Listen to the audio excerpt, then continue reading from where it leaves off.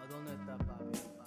¿A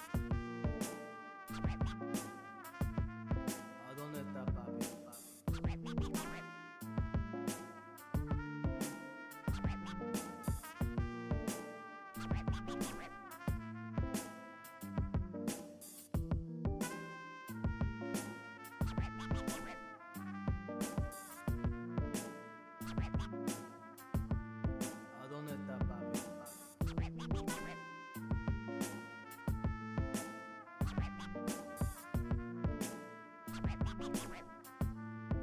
está papi?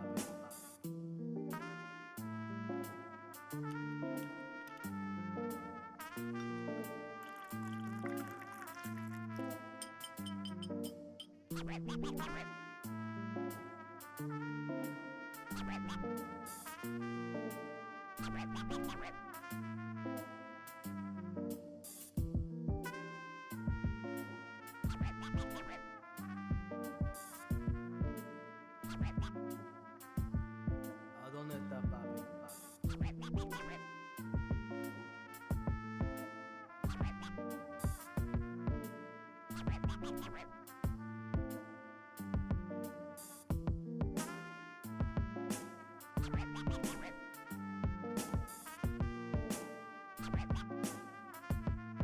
¿A dónde está papi?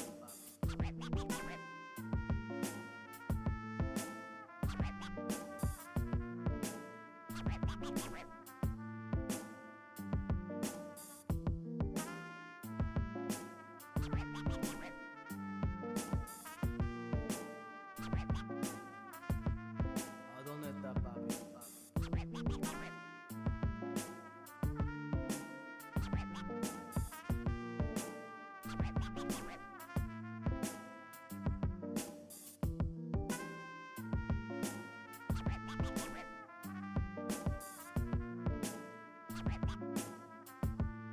¿A dónde está papi?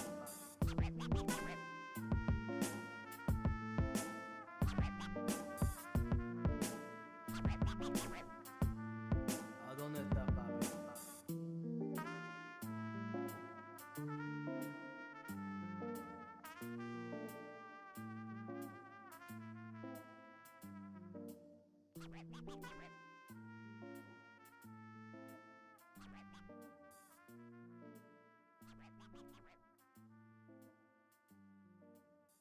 ¿A dónde está papi?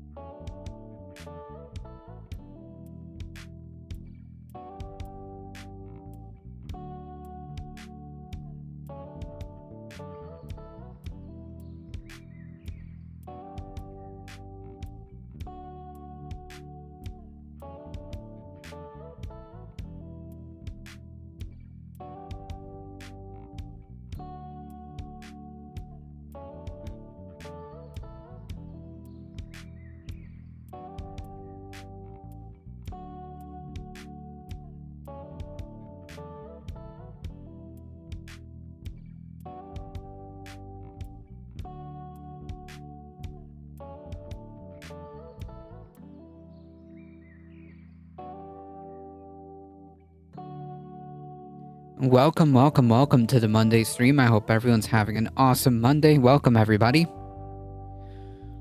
Sorry about the delay, folks. I apparently had some issues with OBS, so I had to restart the program. So here we are.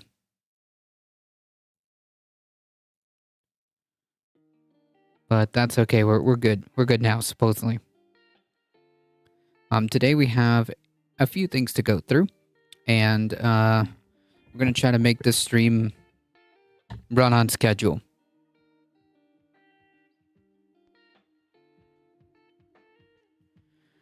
All right, folks. We can start with I think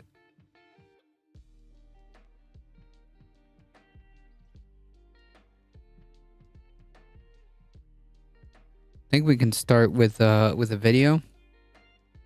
The video clip.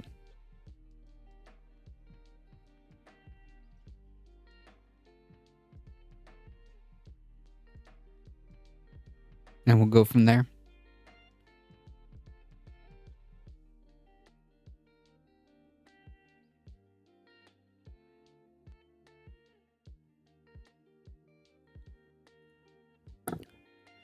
Lots of news on Saturday. Yeah, I'm sure there was. Alia with the 11 biddies. Thank you so much. I appreciate that.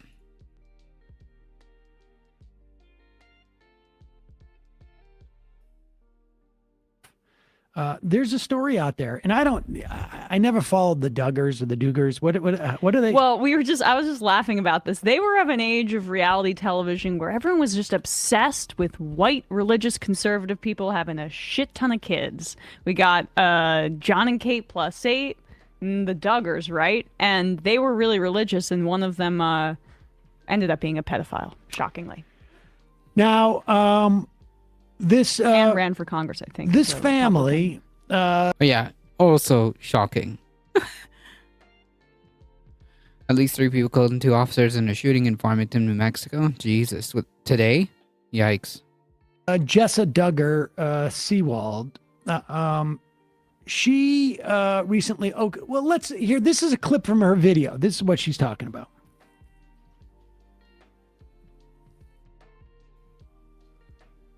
Her pregnancy here. Yeah, her pregnancy. She was pregnant, and they've got, I don't know, 4 kids and whatnot. And here's or something like that. And here she is talking about her pregnancy and how it had to end. Just trying to process through the loss. And we're just sitting there and holding hands and crying. And what do we do from here? And I feel like in some ways, miscarriages can be so much more jarring because you don't have clear signs of something going wrong. I mean, I had minimal spotting for like 24 hours and that was it. So the initial claim is that there was a miscarriage, which happens. Breaking a horrifying sexual harassment lawsuit just filed against Rudy Giuliani accuses him of selling pardons for $2 million. Oh my god. No, I mean, like, would this really be surprising? Would this really be surprising?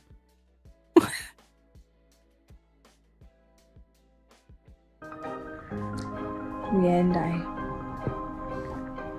ended up having to go see my doctor, and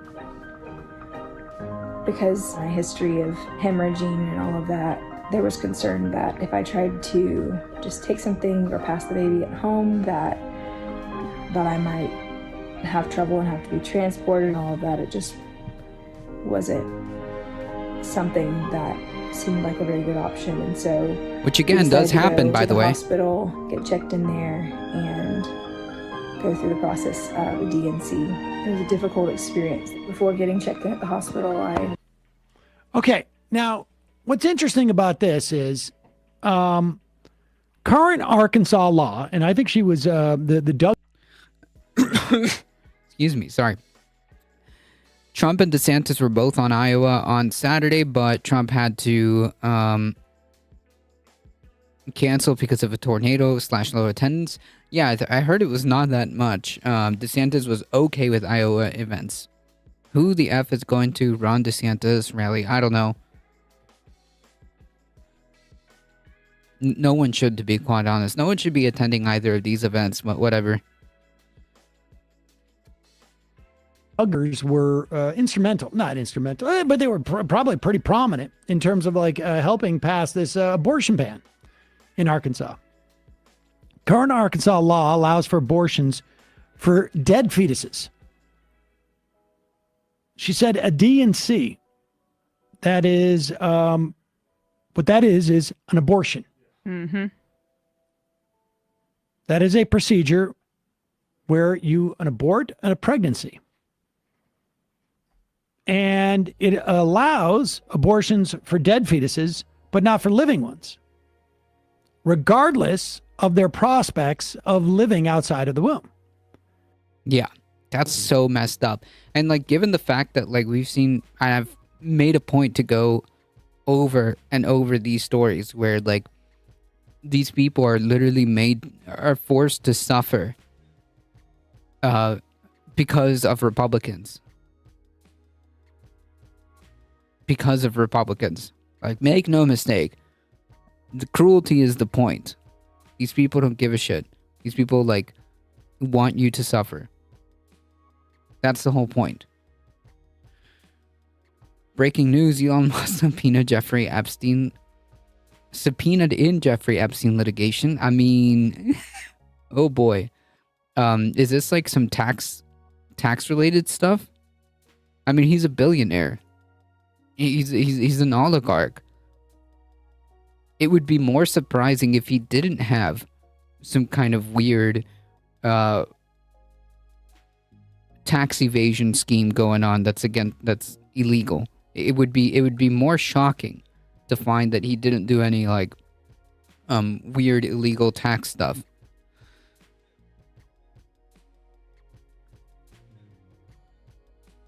Welcome, Bipedal Meatbag.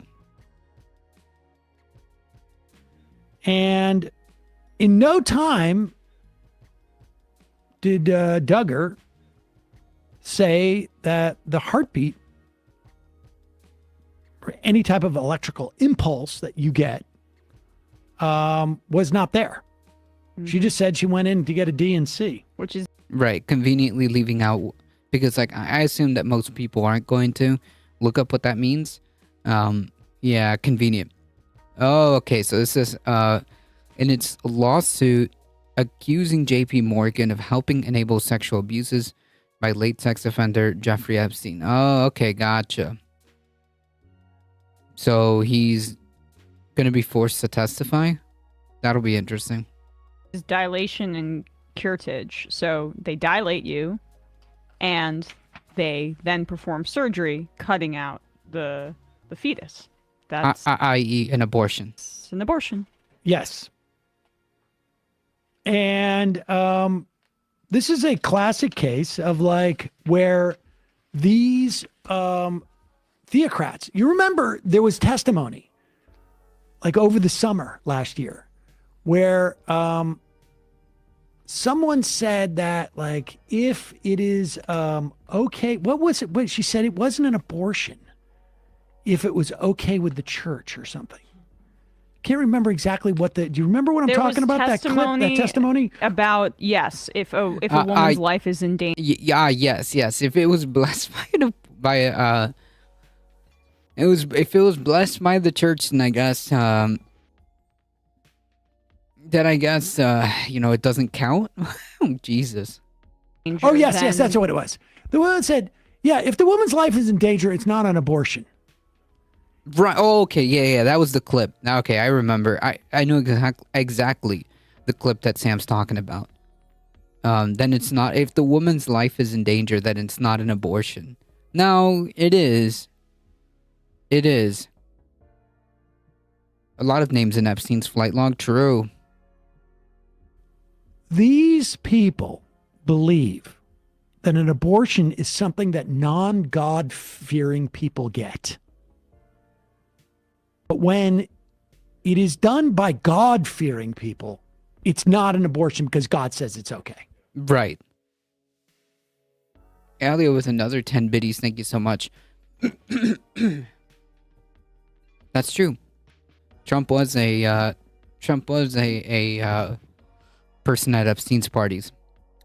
A lot of people think that that's why they don't oppose abortion bans as strongly as they would. Correct.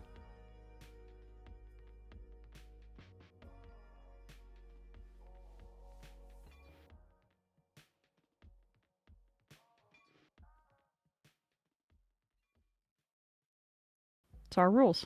That's what's going on here. See if you can find that clip of that woman who she's testifying and saying, well, no, if it's the life of the mother, it's not an abortion. Yeah. But like And it I is. also want I mean, like, we're splitting hairs here.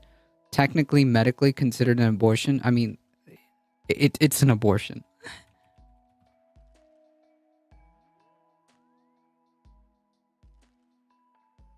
If you're making the decision to deliberately terminate a pregnancy, it's an abortion. I mean, like we're if you want to, like, you know, play semantic games of like different types of abortion, fine, but like it's an abortion. Just to be clear. Does that make sense? Yeah, it's the same thing.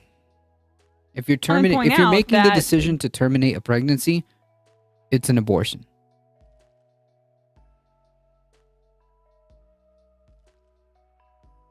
there's a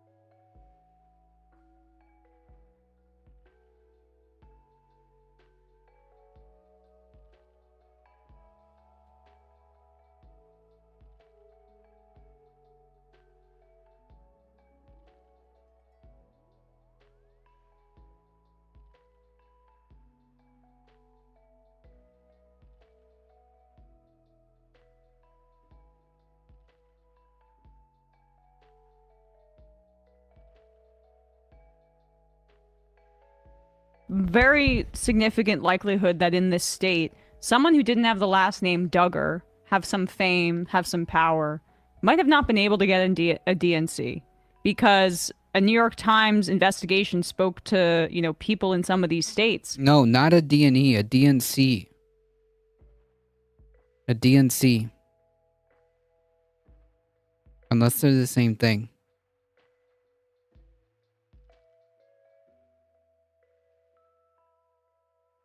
I'm reading this article where they have this excerpt in the Arkansas Times that doctors and hospitals are turning patients away because they're terrified of legal risk to save a woman's life if she needs this procedure. You need a certain amount of pints of blood before we're going to operate on you. We're hearing these stories, but she's wealthy, and I don't know how wealthy she is, but she's at least has some level of fame from being on a reality television show, politically connected to the Republican Party. They've been pushing for this abortion ban, so she feels safe getting a DNC. Almost every other woman in that state wouldn't feel the same, or person who is pregnant and needs an abortion. I mean, this is we've read many stories like that. Yes, we've covered many stories like this. We covered one last week. And the day before that too. In different states. Where our folks are basically having to wait until they're literally crashing to be able to have medical intervention. Cruelty is the point.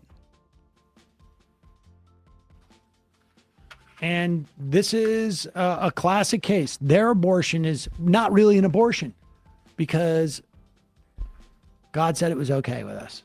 And if my life is saved, well, I'm worthy because I'm a God-fearing person. Yeah, I was praying about it. Yeah, if your life is, if you I was praying about it, and in fact, God told me to smite my child. Yeah, there you go. need your life saved and you got pregnant out of wedlock, I mean, honestly, it's probably God's will if you die. True. Yep, rules for thee, but not for me.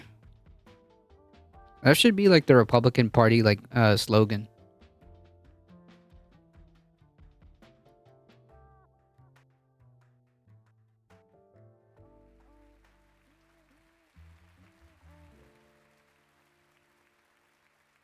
That should just be the Republican Party slogan.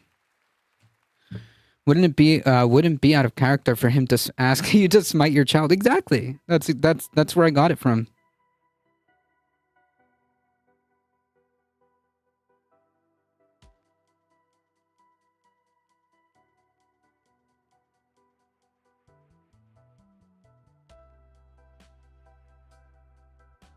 That's where I got that idea.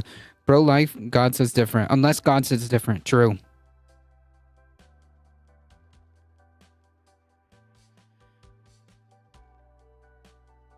So the reason why we're talking about this, just to kind of set the stage over like how this fight is continuing around the country.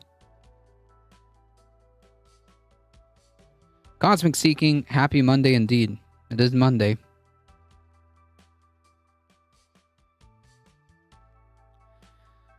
North Carolina's governor has indeed vetoed a 12-week abortion ban, setting up an override fight, which is hanging on by one. If one Republican decides that they're going to find some principles for the moment, then this veto override fails.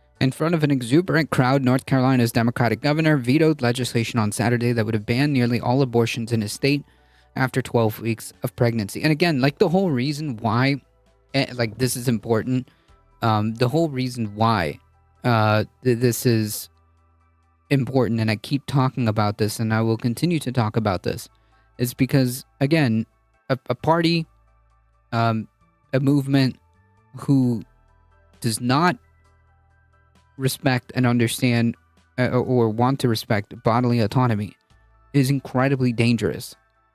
And they should not be in power in any way, shape, or form. Because it's not going to stop at removing people's rights to choose what they can and cannot do with their body. It's not going to stop there. It's not going to stop at the whole abortion issue. In fact, we've seen it continue to escalate. And we have Republicans in Florida. Crow Cheese, thank you for the follow. I appreciate it. We have Republicans in Florida literally making it so that insurance providers,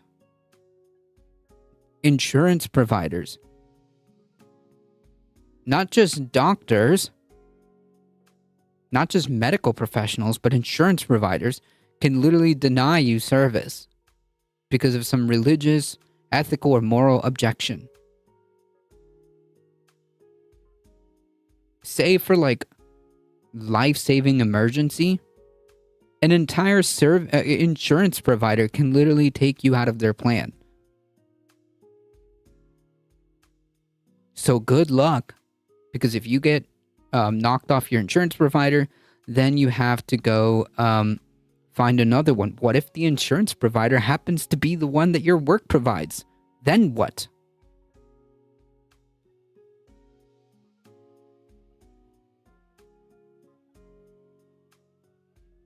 If your work provides you with, I don't know, whatever, insert insurance provider name here. If that's what your job uses to provide insurance, and they just decide that, we're not going to cover, I don't know, gay people, because we have some religious objection. You know what? Because of some moral or ethical objection, we're just not going to offer coverage to women. And then because your job uses this insurance provider and they're conservative, say, an example, hypothetically, your job is has a conservative CEO, which chances are they're CEO, so yeah, they're probably conservative, or have some outwardly conservative beliefs and use a certain insurance provider because they are ethically or morally or religiously against providing service for women, because they might have to, perform abortions or whatever, or maybe they're just religiously they have a religious objection to gay people, so now they kick those people off their provider because off their coverage because, well, they're allowed to now.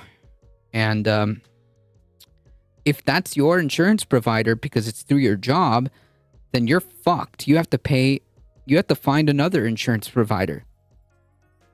So all of a sudden,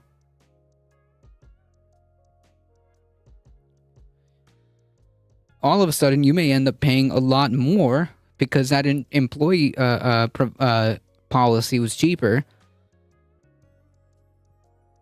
Now you have to end up paying more and go with different providers. And who knows, maybe those individual doctors may put up their own ethical objections or religious objections. So now you have to make sure that not only do you have to find an insurance provider that will take you, but also a doctor within that group.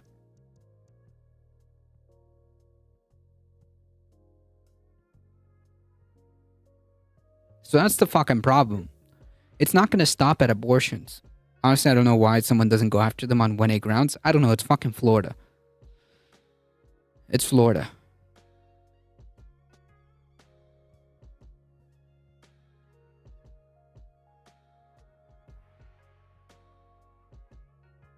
It's against the insurance provider's beliefs to pay out. True.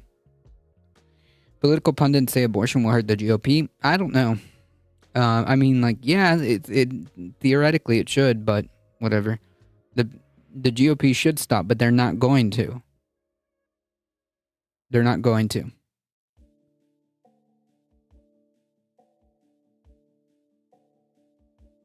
Hypocrites will always not help. The GOP hypocrites will not help any kids once they are born. True. GOP will always hurt kids. Yeah. GOP will always hurt kids. Yes, true. Echo Wrestle Dragon, how's it going? Yeah, I don't give a shit about kids, much less you. So yeah, like the whole problem with the idea, like of allowing these insurance companies and medical providers to not offer services is fucking insane.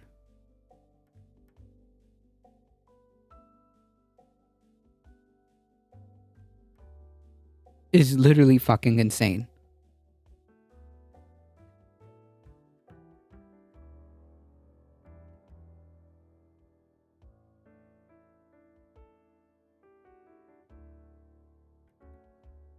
So I don't know what that is.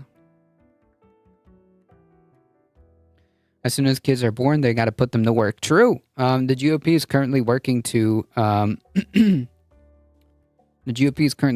lower child labor protection. So yeah, we served. What are you talking about? I don't know, man. I don't know what this is about. Are you gonna make sense, or are you just gonna make like random comments? Anyways,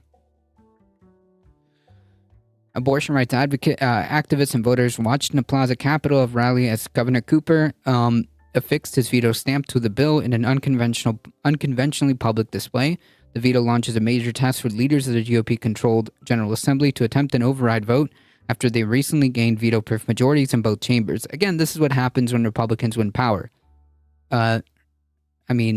Period.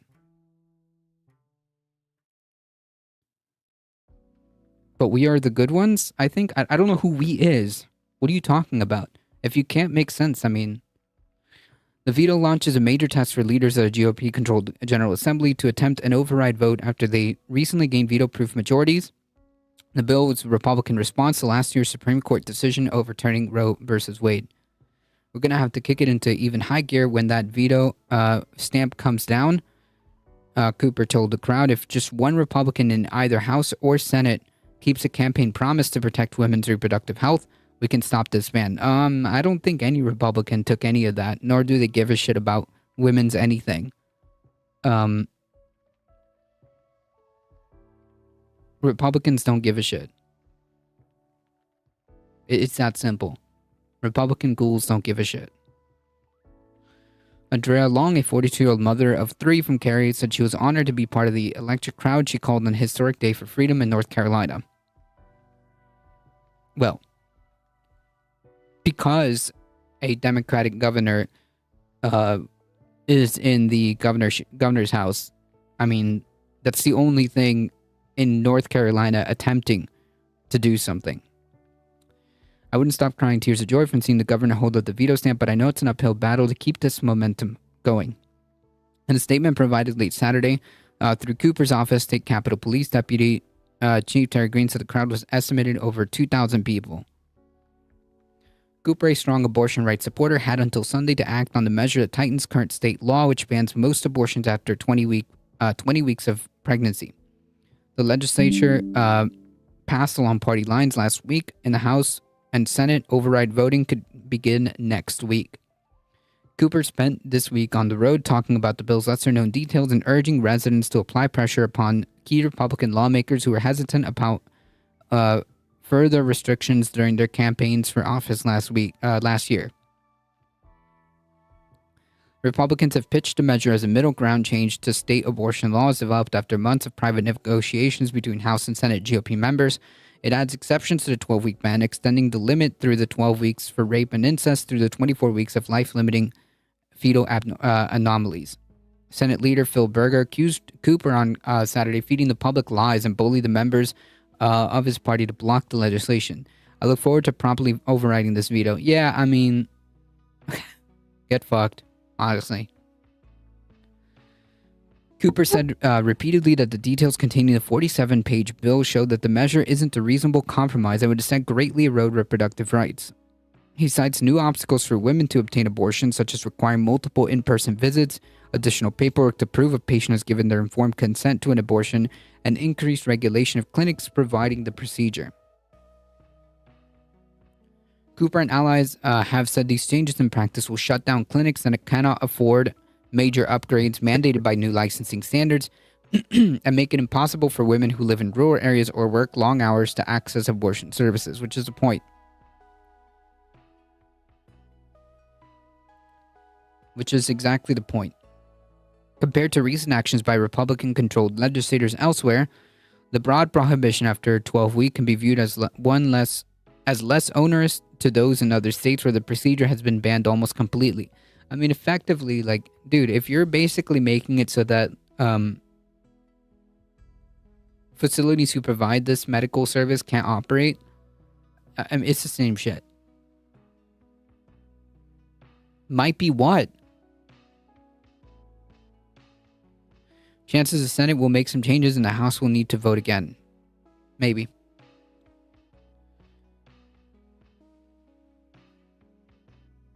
But abortion right activists have argued that it's more restrictive than meets the eye and will have far-reaching consequences. Since Roe was overturned, many patients traveling from more restrictive states have become dependent on North Carolina as a locale for abortion later in pregnancy.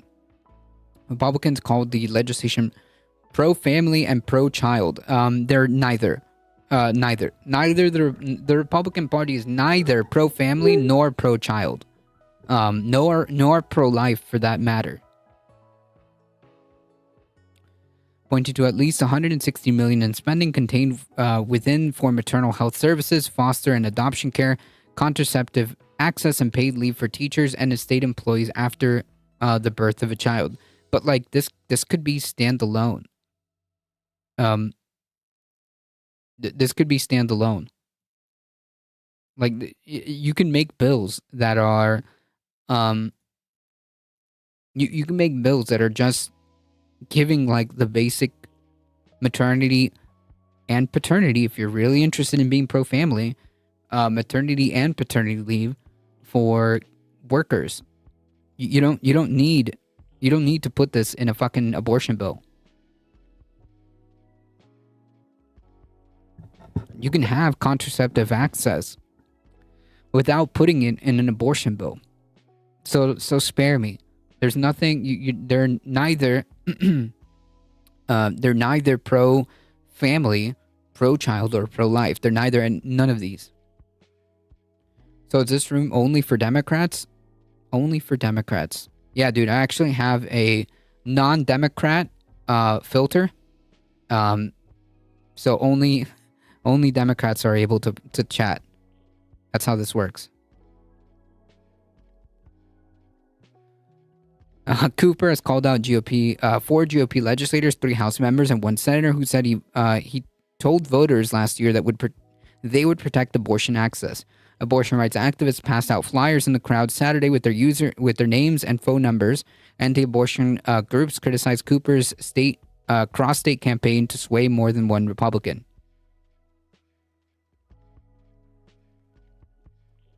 Yeah, that's right. If you're not a Democrat, you have to subscribe. Okay, so if you notice all these subscribers, not Democrats.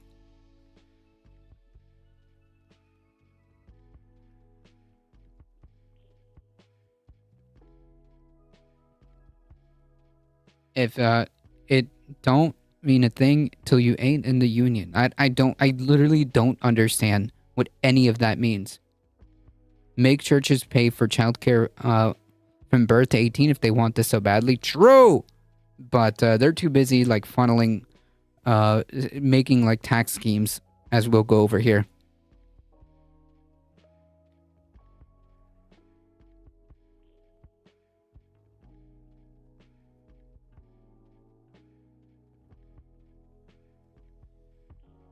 I don't know, man. Whenever you want to like make sense, you can come back. How about that?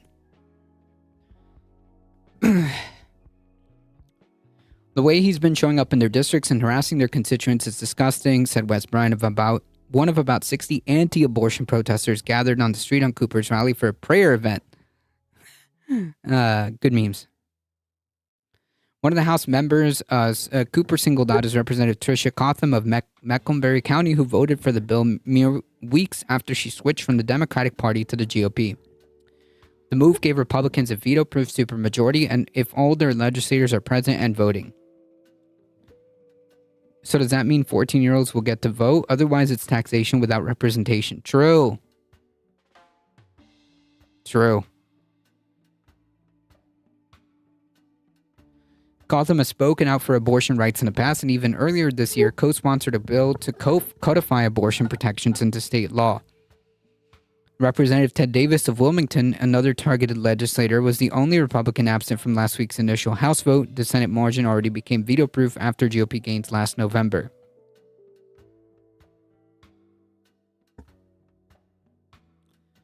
Davis said last fall that he supported what the law is in North Carolina right now, which is a 20-week limit. Davis has declined to comment on the bill, but House Speaker Tim Moore recently said David is a yes to vote for an override. Like Berger, Moore, I mean, like, you can't expect principles from these fucking people, okay? Moore accused Cooper of spreading misinformation about the bill to frighten voters and predict a swift override in his chamber. Yeah.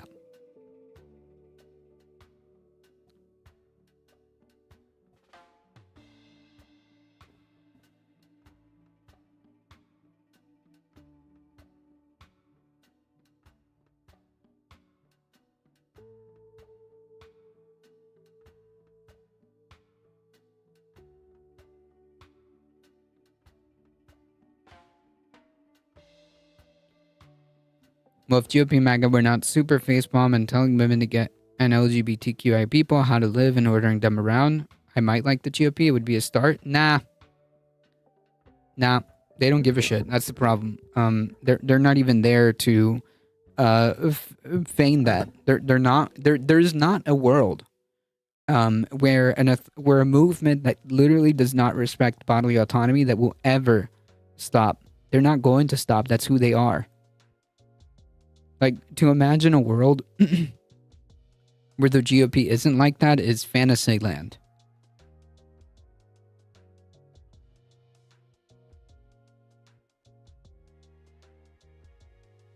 To imagine a world where the GOP isn't like that is fantasyland.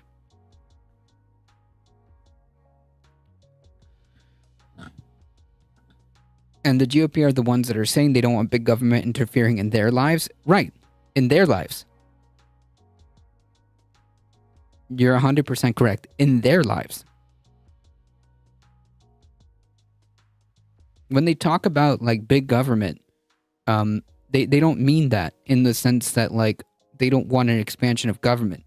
They don't want they want an expansion of government to do what to interfere in other people's lives the way and will into existence the worldview that they have.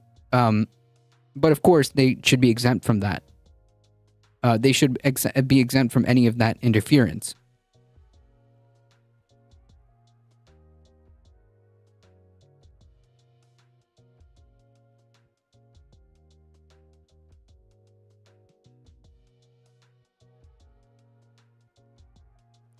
Tells you exactly who they regard as a quote, the people. Yep. Have you seen them talk?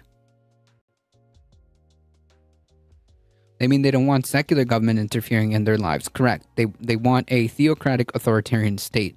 That's what they mean. They don't mean small government in the literal sense. They mean like, I want big government the way I want big government to work the way I want it to do. The GOP agrees with the Bible because the GOP read it perfectly. I mean, Christianity is, it's a blight on society.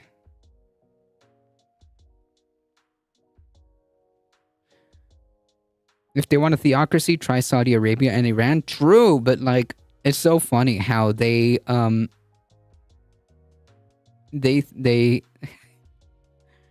pretend, they pretend because like I guess like they can't consolidate like the xenophobia. They can't like separate that, so they oppose like these extreme like these religious fundamentalists. They oppose them, but really they are them. They're the same. But, you know, the xenophobia doesn't let them, like, see that. The xenophobia doesn't let them, I guess, admit that, but they're literally the same. Like, if this country becomes if there was a scenario where the GOP has total control, meaning they have, like, everything. They have the presidency, they have the House supermajority, they have, like, the Senate, they already have the Supreme Court. Like, if there was a scenario like that, where the GOP controls everything, yeah, this would be literally Saudi Arabia and Iran. That's exactly what they want. They actually want a regime like that.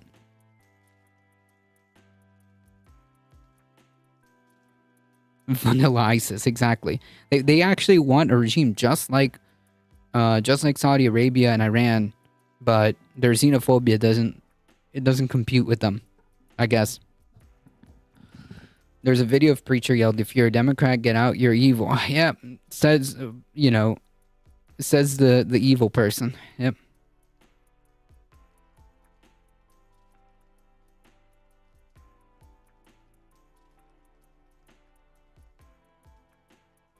All right, so I guess since we're on the subject of like the whole church thing. All right. Mormon who left Wall Street to work on charity blows whistle on what he says is his church's clandestine hedge fund. Every religion has its mysteries. One of the closest guarded secrets of the Church of Jesus Latter-day Saints has been its wealth. I don't know if that's a closely guarded secret. I don't know if I would characterize it as a quote unquote closely guarded secret. Have you seen Mitt Romney? Mitt Romney is incredibly wealthy.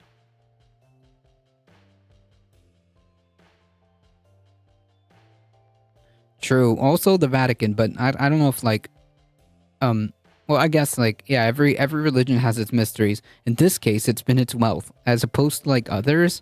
I mean, like the whole thing is like an extortion ring. Anyways. Come back. In this report, you will hear for the first time about its remarkable size from a former manager at the church investment firm. David Nielsen said during his 9 years managing money at the church firm, the value of its investments ballooned past $100 billion.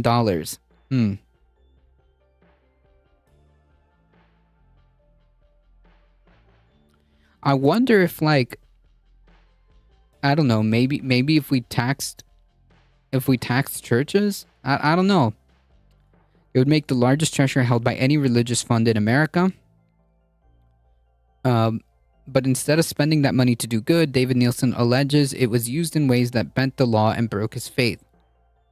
I mean, like, what did you expect? The whole point of having faith is to believe shit without evidence. What did you expect? David Nielsen, I thought I was going to work for a charity. That's what I thought that's what my skills were going to do, was help build the charity and do good things and do good with things. The funds were never used for that. It was a really clandestine hedge fund. The funds weren't used, a clandestine hedge fund? How so? Those funds weren't used the way they were appropriated to be used. So how were they being used? Well, once the money went in, it didn't go out. David Nielsen was a senior portfolio manager of the investment arm of the church called the Ensign Peak Advisors. In 2009, Nielsen said who was a devout Mormon, was recruited away from a lucrative job on Wall Street to work for the firm a block from the church headquarters in Salt Lake City. Quote, you know this, Wall Street, you spend your skills working to make really rich people a bit more rich, but there is something different about the prospect of putting your skills to work for something you think is really going to build a kingdom. It's really going to make a difference.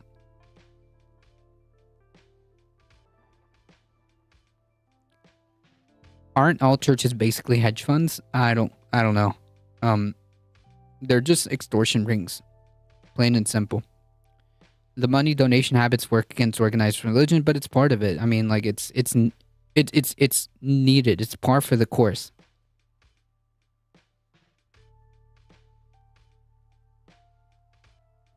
Nielsen says he grew troubled by what he saw at Ensign Peak. He said the firm used false records and statements to masquerade as a charity, stockpiling money and misleading church members. Every year, the church collects an estimated $7 billion in contributions from its 17 million members. The church expects more members to contribute about 10% of their income, practice known as tithing, which Shireen Afonso explains how the tithe is supposed to be used. Tithing is what's used to build buildings. It's what's used to pay light bills. Tithing is used to operate some churches' programs. It's their choice, not ours. But if they're making some like weird weird financial like movements that are questionable, yeah, I think it's important to kind of like shine a light on just how garbage like religion is.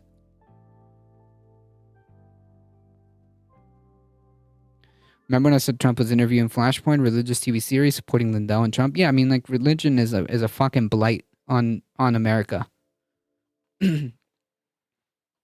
Catholicism is basically an MLM scheme. I mean, religion is an extortion ring. That's the whole point of showing this article. Whatever's left over, Lutheran, but I love my Catholic brothers. I mean, like, again, it's all bullshit.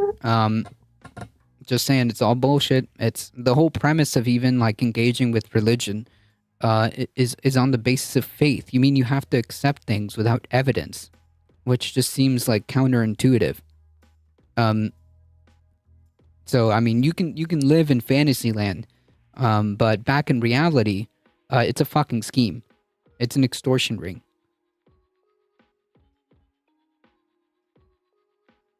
Literally none of that made any sense. If you can't like, if you're incapable of making sense, I mean, like, maybe this stream isn't for you. The Bible is just Jesus fanfic, exactly.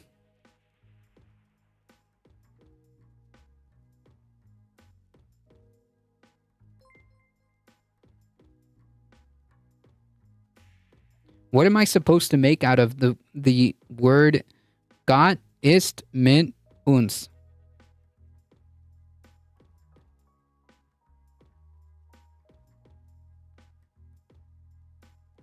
Star, thank you for the follow. I appreciate it. Welcome. Anyways, cool. Don't let the door hit your way out.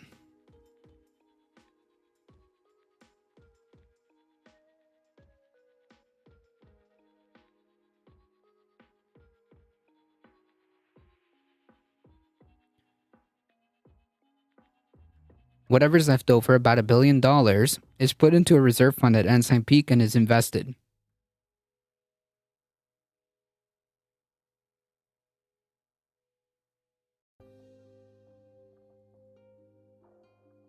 God is with us? Why are you doing it in German? Yeah, oh, that's German. Okay, well, that's pretty strange. Oh, man, the red flags just keep going up. Whatever's left over, which is about $1 billion, is put into a reserve fund at Ensign Peak and invested because Ensign Peak is registered as a non-profit. It all grows, quote, tax-free. Damn, nice. Nice meme. Cool. I thought it was German too. Gotcha.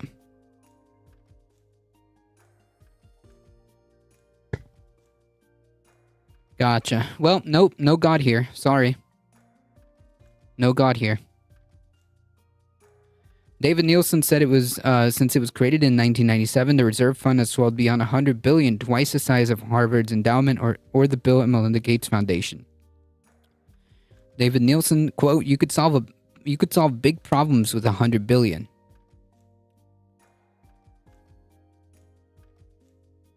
And that's what bothers you about all this? I thought we were going to change the world and we just grew a bank account. I mean, yeah, dude. Yeah, dude. It's an extortion ring. Congratulations.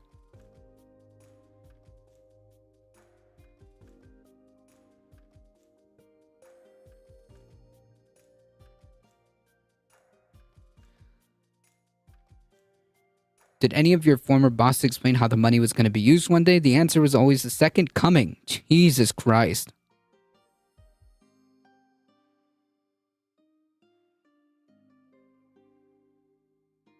It's a bit tongue-in-cheek, but deep down I think a lot of the employees really did believe that. Yeah, because it's faith. Like, the whole point is faith.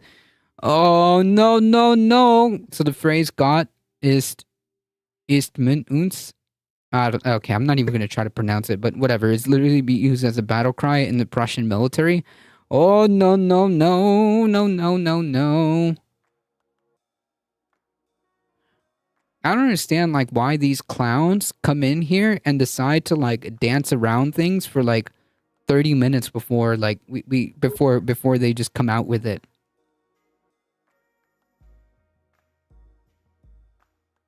What is this dude on? I have no idea. As well as the Nazis? Oh, no, no, no. Alright, get fucked. Get out of here. You fucking piece of shit. Fuck off. Nope. What is this dude on? Nothing. Not anymore. Nothing anymore. You can go find somewhere else.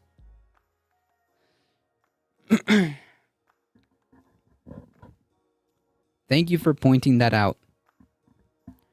Publicly, church leaders called it a rainy day fund, but in 2013, Nielsen says one of his bosses shared this document at a meeting that showed $1.4 billion from the fund that went to a mall being built on land owned by the church, and $600 million was used to prop up a for-profit church-owned insurance company called Beneficial Life. Oof. The trolls want you to agree with them? I mean, no, I think the trolls are just being trolls. That's it.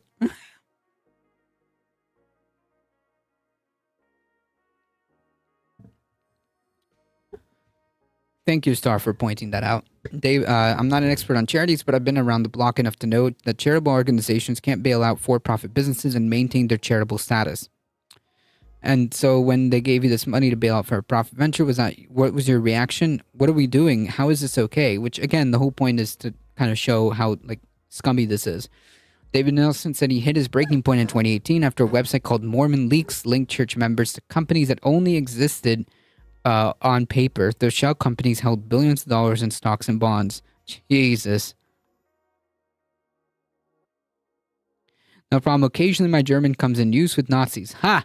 Well, there you go. Thank you. Well played indeed. No wonder, like, it was so hard to just get, like, something, like a coherent thought out of this person the entire time. And I gave them several chances to make out, like, a coherent thought. Like, literally anything. A full sentence that made sense. But now, it all makes sense. No, what nobody knew outside the church leadership was those assets were actually controlled by Ensign Peak. Nielsen said the firm called an emergency meeting. Like, again, sheep. You want to talk about, like, the real sheep? It's people who are, like, unironically believe things without evidence like this. Who are unironically blindfolded by faith.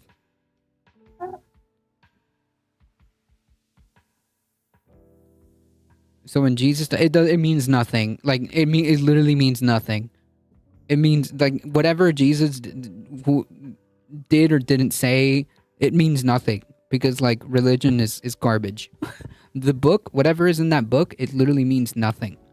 There might be, like, good lessons, but they should just kind of be, like, lessons that how everybody should be anyways.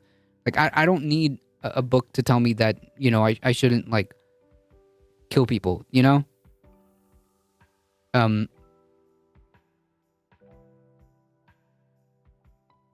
Just to give you an idea, like, they don't care is my point. They don't care. What's written on the book means absolutely nothing. They're getting creative with the dog whistle. Seriously, I mean, like, damn. I thought I got my Nazi vocabulary on point, but no, they continue. I guess, because they can't outright say what they want to say, because they're fucking cowards. So I guess they're gonna continue to dance around new ways and new creative ways. Yeah, the MAGA people call us sheep. Right, that's the irony. Yes, that's exactly correct. The irony is what I'm trying to point out. Anyways, the firm called an emergency meeting. So these entities were to hide the assets from the members. The chief investment officer said, if we were to change and start reporting these securities in our own name, it would bring undue attention to the firm, and that attention would be, quote, potentially damaging. After the meeting, I went and confronted him. What do you mean potentially damaging? He said, Dave, we're going to lose our tax-exempt status. Oh, no, there it is, folks. And there it is. And there it is. There it is. We're going to lose our tax-exempt status. I knew not in that moment that I was in the wrong place. Oh, man. Jesus.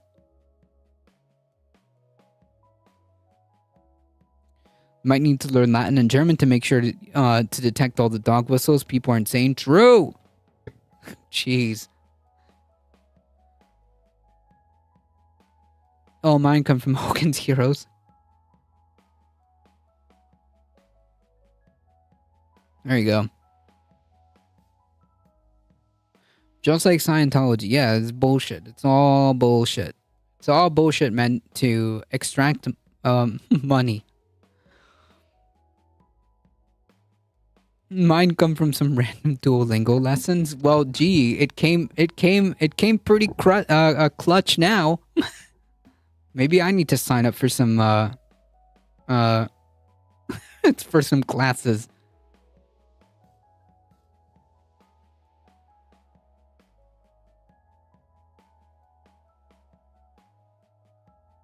Oh no, friendly fire. That's okay. Yeah, maybe I need to enroll in some Duolingo lessons to get some German under my freaking belt, because, man. Anyways. He resigned in 2019 and filed a 74-page whistleblower complaint with the IRS alleging that Ensign Peak violated its tax-exempt status by moving money to for-profit businesses. That's just not incorrect. It's just flat out wrong. So yeah, it's not just about pointing out, like, oh, well, it's their money, I can do whatever. No, they actually can't do whatever they want. Yeah, illegally shuffling around money in dubious manners is not okay. I.e., see the 34 indictments that Donald Trump is currently facing. Christopher Waddell said David Nielsen didn't have a full picture of Ensign Peak. Waddell is one of 3 church bishops who oversees finances. It's the Morton cheering with 69 biddies. Nice, thank you. As a Christian church, we believe that someday there Jesus Christ will return, but that's not what we have those resources. It's for the continuing operation for the future. New to the platform and the channel, what's up? Hey, how's it going? Welcome. David Nielsen alleged that Ensign Park violated its tax-exempt status by directing money to church businesses. How would you characterize how that money was used? The church actually owned Beneficial Life. Unfortunately, the church had the resources to bail out Beneficial Life during a financial crisis in 2008, 2009. And for the mall was not a bailout, it was an investment. Are you receiving returns on that investment? Yeah, it was an investment. So, okay, whatever. Well, Dow says the insurance company has paid back most of the bailout money, but the church would not disclose the details of that deal or the mall investment. That's okay. I mean, like, the IRS should look into that.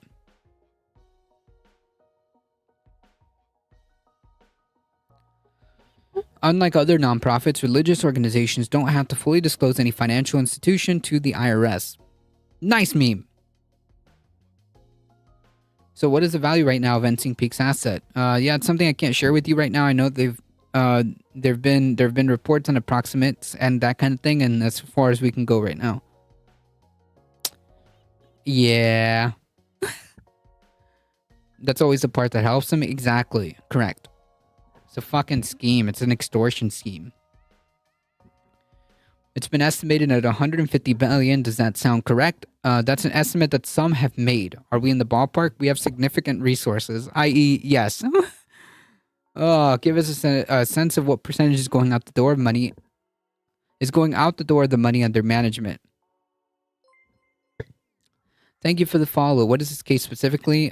This is about a accusation of whistleblowers is talking about a Mormon church has been essentially laundering over like what $100 billion, hiding it. Essentially, yeah, Ensign Peak. That's right.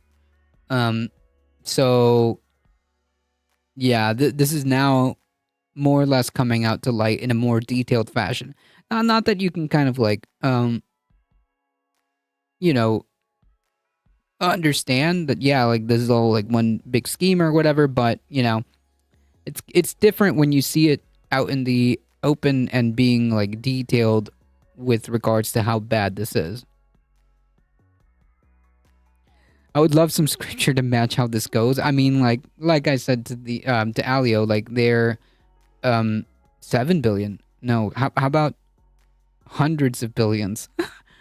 Like I was telling Alio, they don't care. The scripture could say whatever. It doesn't really. The book scripture means nothing. It's nothing.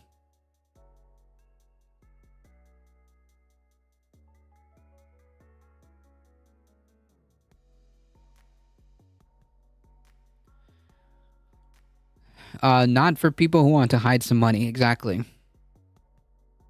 Give us a sense of what percentage is going out the door of money under management. Yep, good old religious freedom.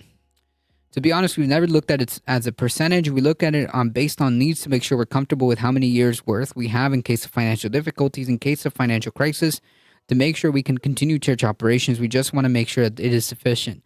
I don't know, 100 billion seems sufficient. Maybe they should pay taxes on that. I don't know. David Nielsen said he did not intend for his complaint to the IRS to become public, but in 2019, his brother shared it with the Washington Post. Nielsen, who's in his free time races motorcycles, said he was shunned by some of his friends and neighbors in Salt Lake City. It wasn't until 2021, 2 years later, that Nielsen heard from investigators, not from the IRS, but the Security and Exchange Commission, which launched its own probe into the Ensign Peak after its website story linked the church to shell companies. So interviewer says, what information did you give to the SEC? Everything. I helped them see the bigger picture. Okay. I don't know what that means.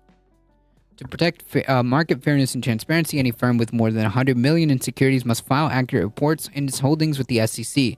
But in February, the SEC announced the Church of Latter-day Saints and Ensign Peak failed to do that.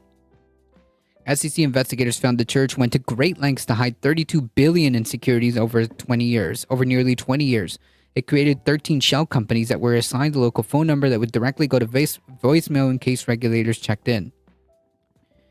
Here they had all these back office accountants who never bought a bond or sold stock a day in their life, signing signatory pages for a portfolio that doesn't exist. The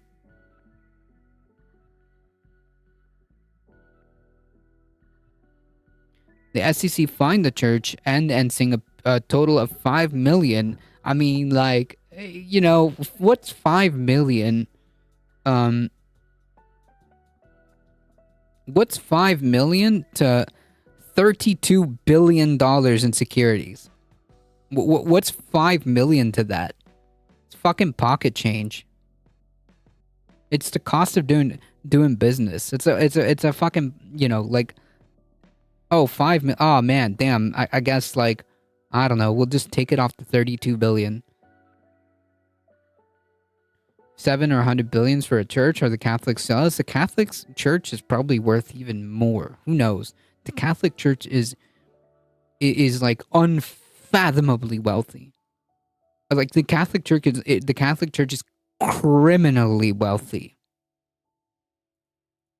Like you think of like, you know, the top like rich people and like the top rich people and like the Catholic Church.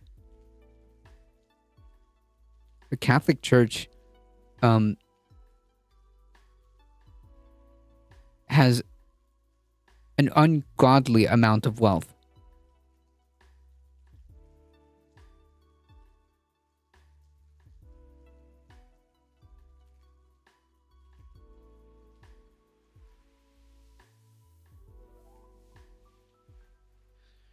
Bishop Christopher Waddell told us it was a church lawyer who advised him to create the shell companies.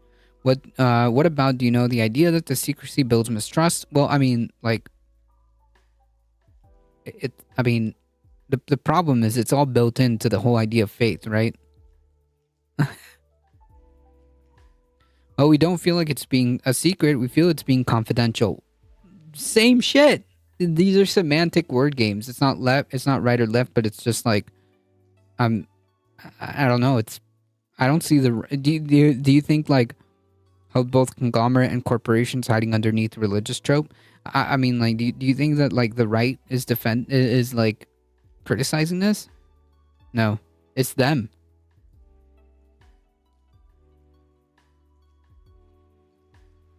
Who do you think is in the right? Oh, like, who do you think is in these churches? The difference is, I guess, it's a point of view. No, words have meanings, you fucking weasel. It's a confidential order to maintain the focus on what our purpose is and the mission, and what the mission of the church is, rather than what the church has X amount of money. Yeah, I mean, like, this is the whole thing about, like, faith. Right-wing Christians or conservatives, same shit. You don't agree this would be a non-issue if there's more transparency? Well, no, because everyone would be telling us what they wanted to do with the money. Jesus Christ. Oh, man. Oh, man.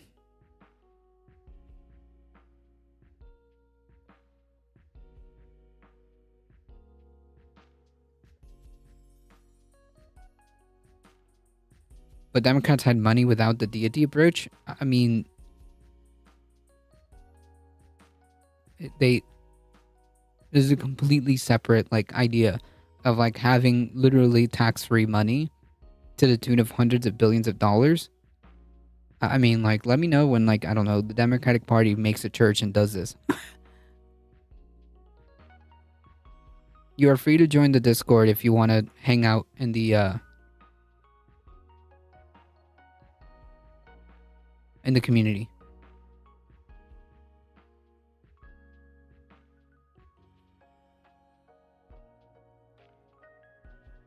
And specifically, yeah, but you can't untie these things. When you have like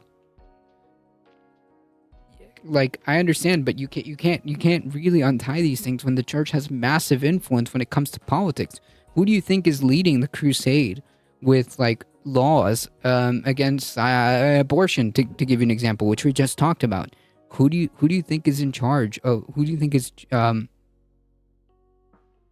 who do you think is leading that charge? So no, I don't think you can.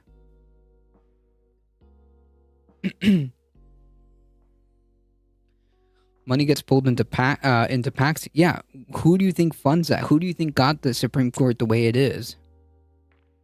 So no, I don't think that these are that you can take them. You can observe them separately without making that connection.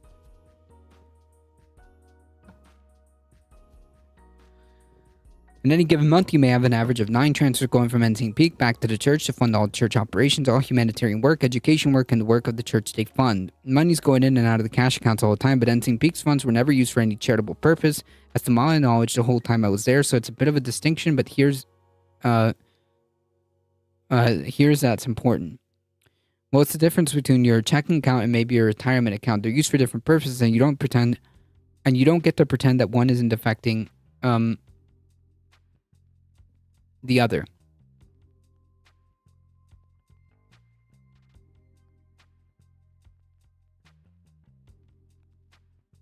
I hate that the GOP is doing and always have. Yeah, but like I just can't see like all these like religious like people and can't separate the fact that they like influence politics. So all of this is kind of like religious lens working through the government. There needs to be legislation passed that can show the money trail. I mean, there should be the ability to tax these churches and to kind of like, if they want to pretend, you know, that they don't, if they want to donate and influence politics to the degree that they do, I'm pretty sure they can pay taxes.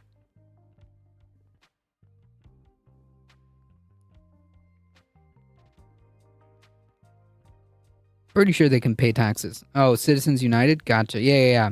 Yep, you're right. Regardless of greed, the church is corporate and the right wing definitely know creative accounting. Yeah, of course, because like it's a big scheme. That's the whole point of a church. It's the whole point of a church.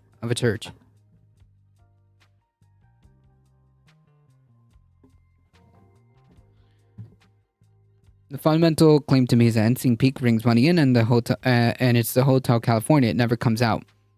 Phil Hackney works in the office of Chief Counsel of the IRS and teaches tax law. He concedes it's complex, but the case does fall into a gray area. It's not like Scientology is making any headwinds in politics. No, but Scientology isn't exactly a massive church. Not like the Mormons or the Catholic Church. The church would say we give millions of dollars out every year in the humanitarian work. How much is enough by the standards of the IRS? We know within private foundations it's 5% of the assets. There's no clarity when it comes to public charities, and certainly not with churches, but I would expect to see something like 2 to 3% of assets being sent to justify that status. But how do you know if they're spending 2 to 3% if we don't know what the assets are? We, quote, have to rely on behaving them well. Ah, good memes. They said they bailed out this insurance company. That's words they use. Is that a problem? It's a problem, in my opinion, if they move money from the nonprofit to a for-profit. Do you have guests on your stream usually? No, it's very rare that I have somebody else on stream. I mean, what is there to talk about? Church and religion is a fucking blight on society. Here's an example. As they funnel like hundreds of billions of dollars. I don't know, man. It's very simple.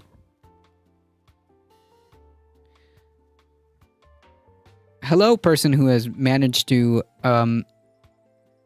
get themselves banned in like a ton of places. I'm just trying to figure out how to set up my stream. I'm not saying it's difficult. Well, I mean, if you stream, like, if you want to talk about that on your stream, that's a fair game. TV star Leia Remini reveals Scientology secrets. Yeah.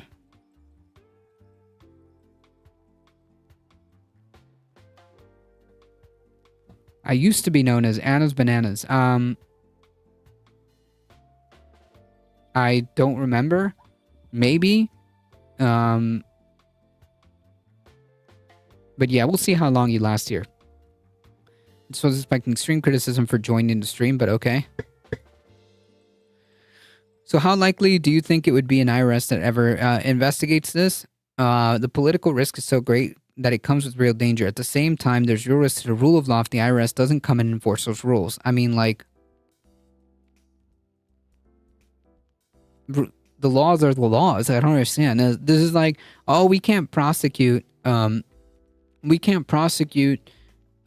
Trump because it might cause a political. I don't give a fuck. If he broke the law, he broke the law. I don't promote Trump anymore. I'm a little for Biden, or maybe, or maybe I don't know, man.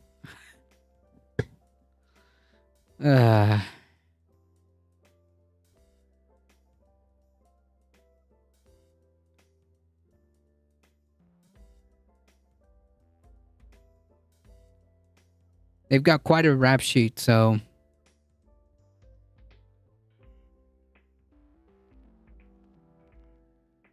we'll see. I want to stream as well, a huge theory, but it is intimidating. I mean, like, the only thing I would say is, like, you have to start. Like, that's it. Like, even if you don't quite have all your ducks in a row, even if you don't have quite all your ducks in a row, just start. Just start streaming, and, yeah, at first, there may not be a lot of people, but that's literally, like, the last thing that should be on your mind, and create another, like, alternative ways for social media, like YouTube or Instagram or Twitter, whatever it is. Yeah, it's just a matter of starting.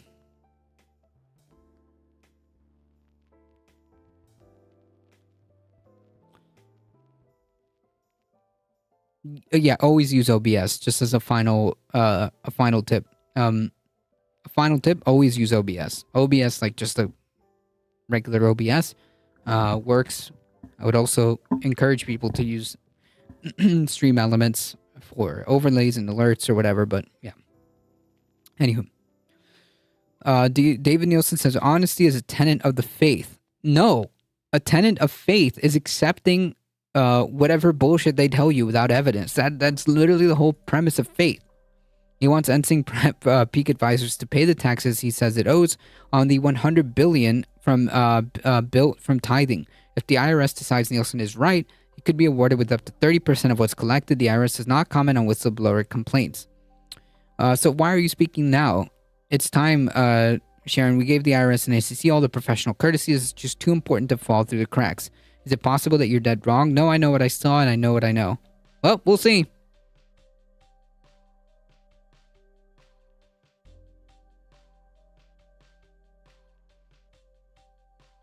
Remember the separation of church and state? Yeah.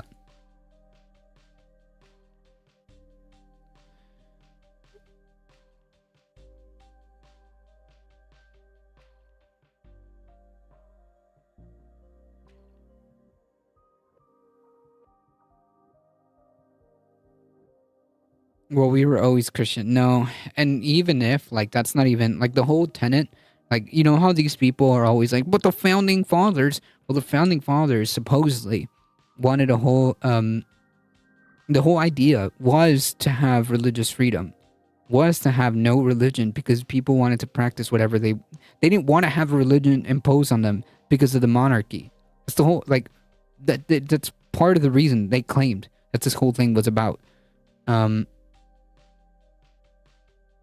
Not necessarily, like, that's the whole point, religious freedom, and, like, these people or whatever. It's because they want power. That's it. It's because they want power. Religion is a form of doing that. If you manage to get a theocratic authoritarian state, yeah.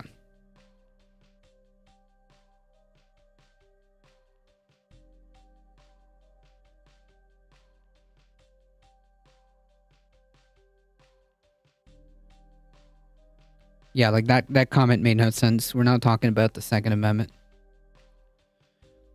The founding fathers were also in a time when guns were muskets. True.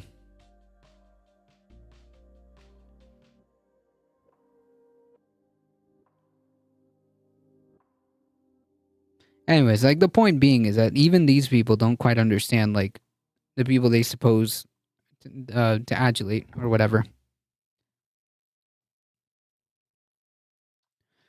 The Church of England still has power, and the U.S. founding fathers did not want England's ways. Yeah, that's exactly what I said. Yep. Well, they didn't want the English Catholicism imposed on them.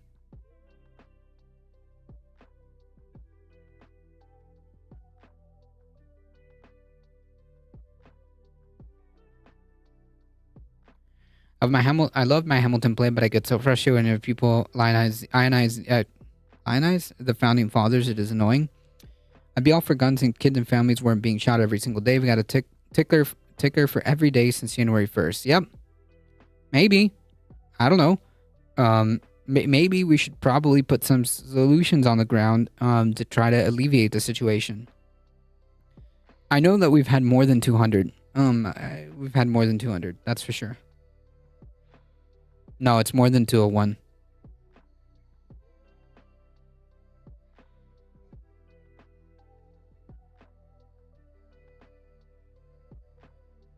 And what would the left say? The left is in favor of common sense gun control. Depending on who you ask, but yeah, mostly the left is like, yeah, maybe we should have some restrictions. They would say, yeah, exactly. That's the problem. We don't get any solutions to even be like you can implement solutions that don't even involve banning guns. You can implement solutions that you don't even have to ban guns, but we can't even reach that point. We can't even talk about it.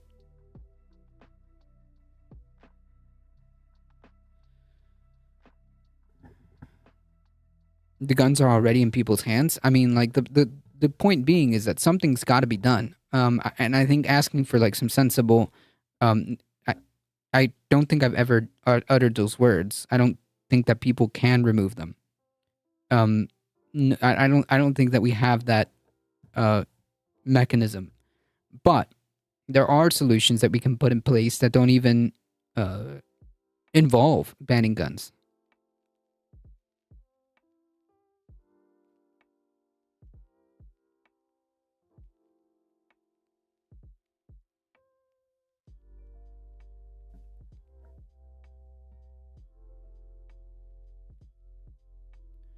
No one is seriously saying that we ban guns, maybe specific types. Correct. I mean, like even if you can manage to get some of that even put on the table, none of these people are even serious about talking about any of the solutions. I mean, having something like a proper red flag law, having something like more restrictions on like waiting periods or something. None of that is even like a no. None of that is even a negotiating talking point.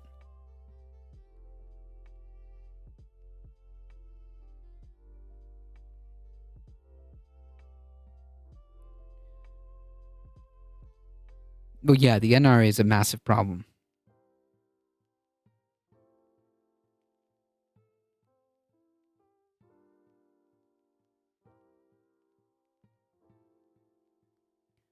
Anywho.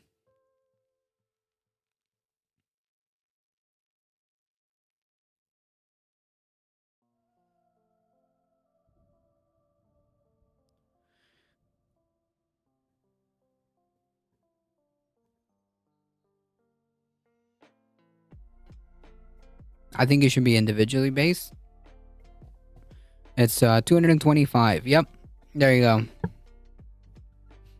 Oh, yeah. No, I see what you're saying. Individuals have rights, corporations have agendas. True. I actually don't think guns are a big problem. You may sound like whataboutism, but cars too. Yeah, but like that's not what we're talking about. What is a car made for? Yes, a car is incredibly dangerous. A car is incredibly lethal. But what is a car designed originally to do? Versus what is a gun originally designed to do? And like maybe we should talk about what kind of solutions we want to improvise other than offering whataboutisms. This is exactly the problem. Well, don't give me this don't give me this whataboutism. Put forth solutions.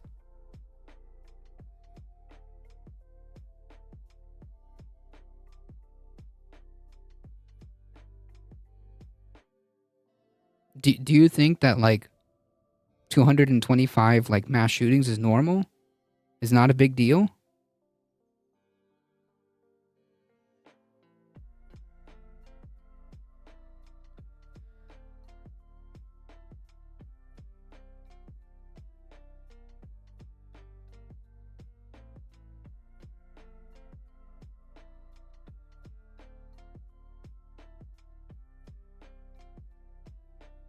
Anyways, yeah, that's part of the problem. We can't even get solutions. Really quickly here, folks. Record early season heat wave envelops the Pacific Northwest. Yep. Just in case if you forgot that climate change wasn't a big deal. Nearly 11 million people in the Pacific Northwest were under heat advisories as forecasters warned cities including Seattle and Portland could see temperatures records set Monday from the intense heat wave. Early season heat wave that began Friday has seen temperature records broken from Washington to Oregon to Alberta, where Canadian firefighters have been tackling dozens of wildfires for days, from British Columbia to North Canada. Meanwhile, beyond the Pacific Northwest, Yosemite National Park announced 3 campgrounds where it would temporarily close due to forecast flooding from the melting Sierra Nevada's historic snowpack. The combination of extended hot weather and abundant snow means the Merced River may remain above flood stage for some time.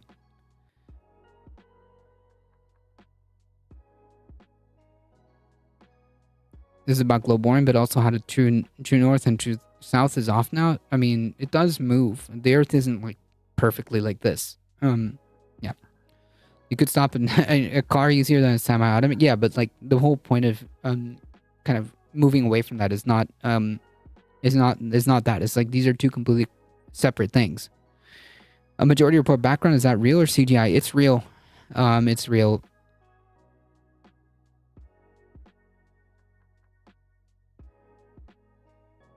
It's real. All it is IKEA panels. That's it. That's all it is. Touch it?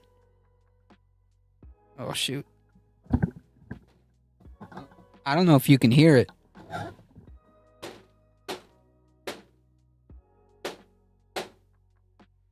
Maybe you can hear it. I don't know. Maybe the mic picked it up. We're about to have social scores in 4 years. What are you talking about? If we don't vote? Like, what do you mean? Apples to oranges, yep. Above normal temperatures are forecast to persist along the west coast while extending across Intermountain West and into the Rockies. This week, the National Weather Service warns for many locations daytime temperatures will reach 10 to 20 degrees above normal on both Monday and Tuesday. Basically, if you say anything bad about the CCP or socials... But I'm asking, what does that have to do with here?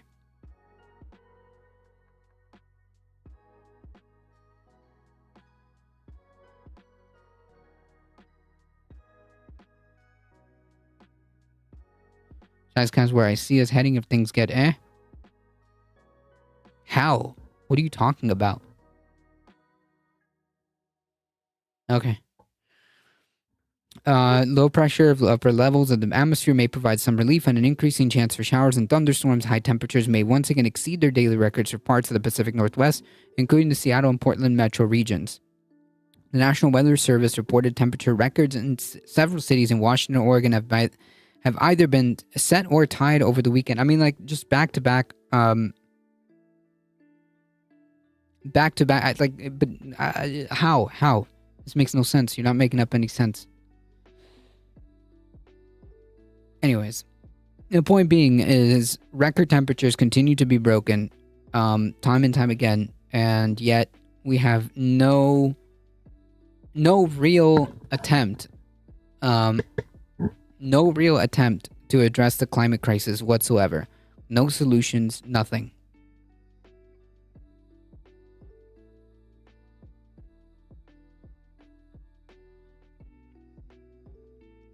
This is not a problem that's going away. You can't ignore this problem.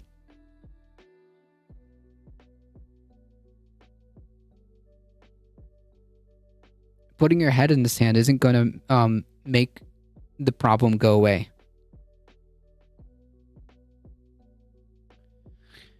Numerous studies show climate change is leading to more intense heat waves and that are more frequent and longer lasting. TLDR.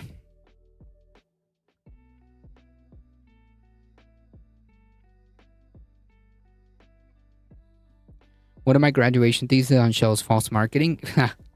Oh man, that's pretty cool. And it's all of them. It's all of them. Look at BP. Look at BP. Chevron. Chevron.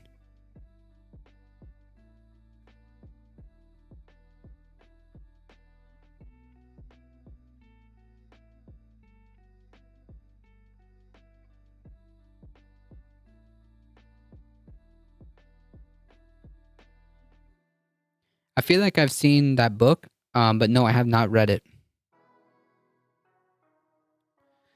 All right, switching gears. DeSantis signs law to ease 2024. What could we be talking about? The Resign to Run law has been officially signed. Ron DeSantis is using the final weeks before he reportedly launches a presidential campaign to modify Florida law to allow him to run while serving as governor. Serving as governor while going across the country. Okay. Whatever. And reduce transparency over political spending and his travel. DeSantis is poised to sign a bill that would exempt him from Florida's Resign to Run law so he wouldn't have to give up his office in order to run for president. Under existing state law, if he were to run, DeSantis would have had to submit a resignation letter before Florida's qualifying deadline this year and step down by inauguration day in 2025. Last month, Republicans in the state legislatures passed a measure that says the restriction does not apply to those running for president or vice president. Damn, how convenient. How convenient. Nice. Nice. Cool. The bill also imposes sweeping new voter restrictions in the state and will make it much harder for nonprofits to do voter registration drives, of course, because they want less people actually voting. I can't think of a better training ground in the state of Florida for a full potential commander-in-chief. Tyler Soros, a Republican state lawmaker, said when the bill was being debated. I mean, like, yeah, if you want, like, any reason as to why you should never vote Republican, just look at Florida.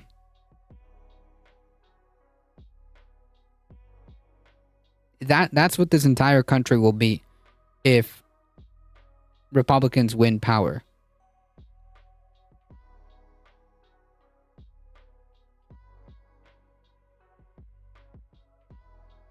DeSantis should make any rational person's blood boil.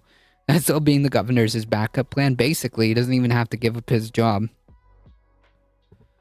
Being LGBTQ plus and not even being able to join my family for Disney World really made the entire thing real for me. Yeah, like completely understandable. I mean, like these people want you to not exist. To be quite frank, these people do not want people like you to exist. It's that simple. It's that simple. And the fact that, like, they're passing bills like this, the fact that in Florida, a insurance company can literally write out exceptions to who they don't want to cover because of whatever bullshit they want to make up. I don't want to cover a gay person because of some religious bullshit. I don't want to cover women anymore. So now you got to force these people to find another insurance company. And even if they find another insurance company, it's not guaranteed that their doctor won't also have an exception and not take you as a patient. Like, it's fucking cruel.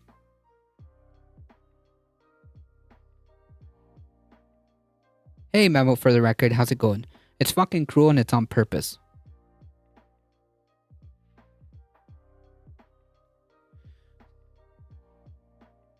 They specifically don't want me to exist because I'm an underage POC trans person. I hit all their triggers. Yeah, they definitely don't want you to exist. In fact, they've said you don't exist, actually. If you've listened to their rhetoric recently, abolish Florida should be a national park. True. Unironically true. Like, in terms of, like, how, ecologically speaking, yes. Hello, everyone. Greetings from northeastern Pennsylvania. How's it going? CNN suffers humiliating public defeat as their disastrous Trump town hall backfires. The entire reason they allowed it was to boost ratings, of course, which barely managed to do. Nielsen ratings revealed that just 2 days after the interview, CNN is struggling at 4th place in its rating for primetime news network. What's far worse is CNN is being beaten by Newsmax. How fucking embarrassing. How fucking embarrassing. CNN should be fucking ashamed of themselves.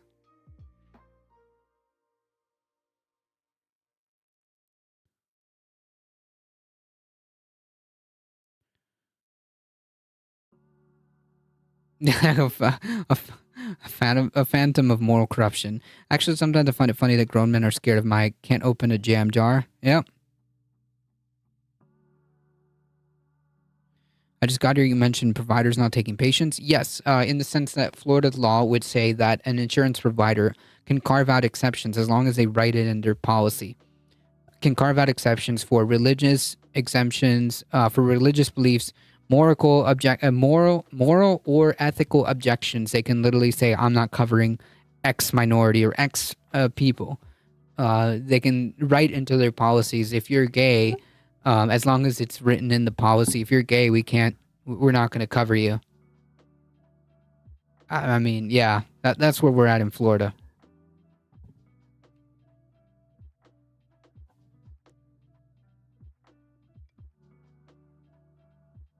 Florida insurance, yes, but doctor, no. No, doctor also can. The doctor also can. Here, let me show you how fucked this is.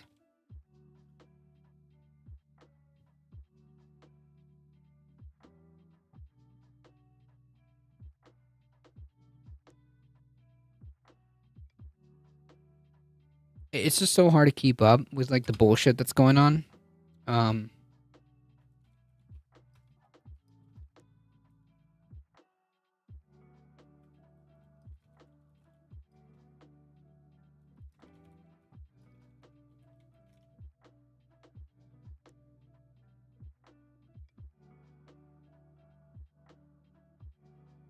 That goes against the Hippocratic Oath. Yeah, but Jeebus said so.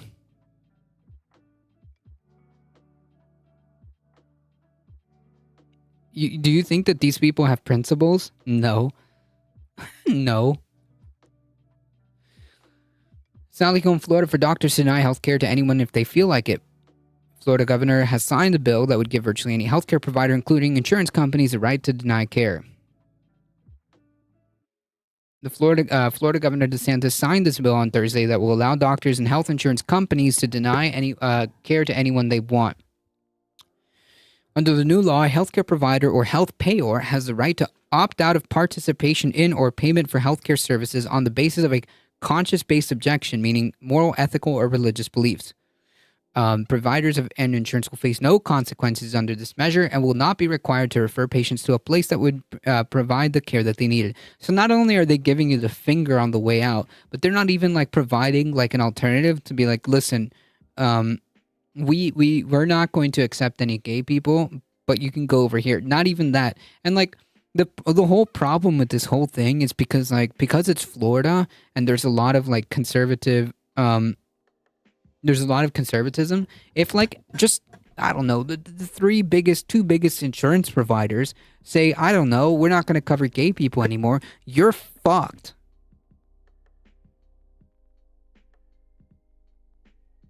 If like the two largest insurance providers says, we can't cover women, you're fucked.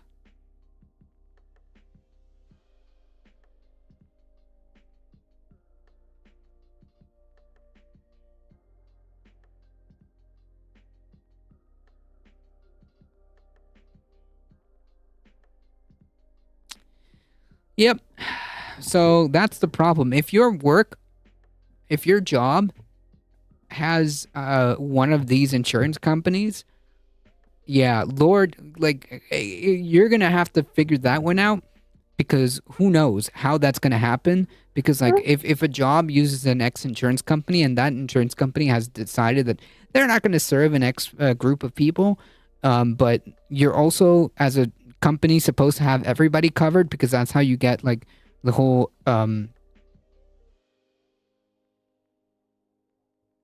that's how you get like the whole package of contributory or non-contributory insurance policies where everybody has to participate and everybody has to contribute. Then you don't, or else you don't get the price, or else it can't be considered an X type of policy. What do you do then? What do you do then? What if you choose a policy that's, you can't really discriminate, right? In the workplace, you can't really discriminate based on, like, let's say orientation, right? In the workplace. But what if you, say, get one of these insurance providers who do have that exception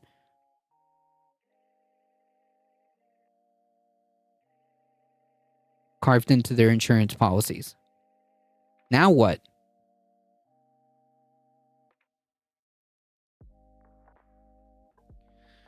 Florida women teachers and doctors should emigrate to a safer state. Agreed.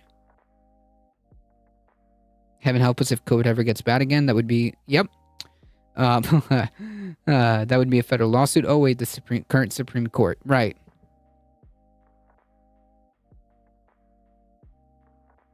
If they are penalized for denying care or coverage, the doctor or company can sue. Yeah. Yeah, take 5 seconds to digest that one.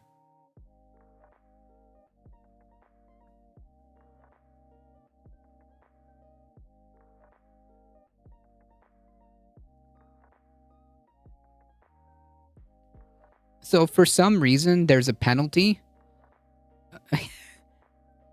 because you are an asshole and a piece of shit who should never be a doctor to begin with. And you're like, I don't want to serve this patient because they're gay. And, they're, let's say they're under an insurance company and their insurance company penalizes the doctor for not taking the patient. The doctor can turn around and sue that company. Oh, man. Yeah. The law makes no mention of any protections against gender, race-based discrimination, leading opponents to rightly worry that the sweeping nature of the text will let providers deny care to women, people of color. I mean, like, yeah, no shit. That's the whole point of this. A doctor could deny care, for instance, if they're morally opposed to gender-affirming care, or if they don't like that patient is having premarital sex. Right. If they find out that, like, I don't know, the patient had premarital sex, under that religious, I don't know, whatever pretext, they can be like, yeah, you can go somewhere else. And they don't have to refer you. And again, like the bad part here is the whole, like, the insurance companies, right? Because the insurance companies hold, like, a large swath of how healthcare is administered here. So if an insurance company says no, because of some weird, whatever bullshit reason, religious excuse, and you get yeeted off your insurance coverage, where do you go if a couple of them in your area just decide to get together and say, well, we're gonna do this? Where do you go? And furthermore, that doesn't guarantee, even if your insurance company decides to do the right thing, doesn't guarantee the individual doctor will, or nurse, or ambulance. Good luck if you have an emergency. Pharmacist.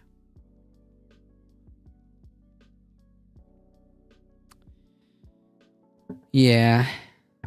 The bill's a broad license for healthcare providers and insurance companies. And like, insurance companies are going to take advantage of this from a business perspective because they don't give a shit.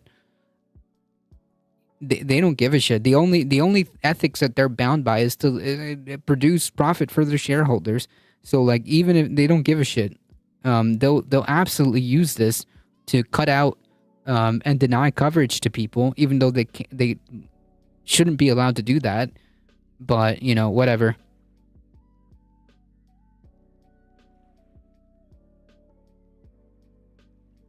These people are fucking cruel, man.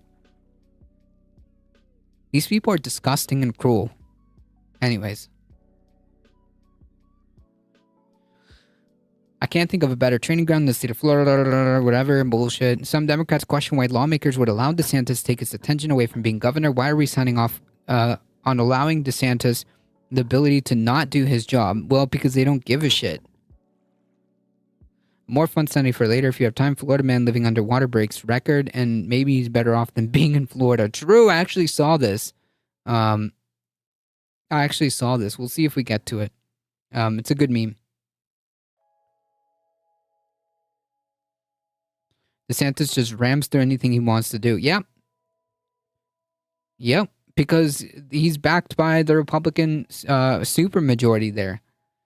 So, again, this is kind of like exactly Sharpie Diesel. This is exactly why it's a good indicator of what would happen should a scenario find itself that Republicans have control of the House and Senate. House, Senate, presidency, and they already have the Supreme Court. Like, just think about it.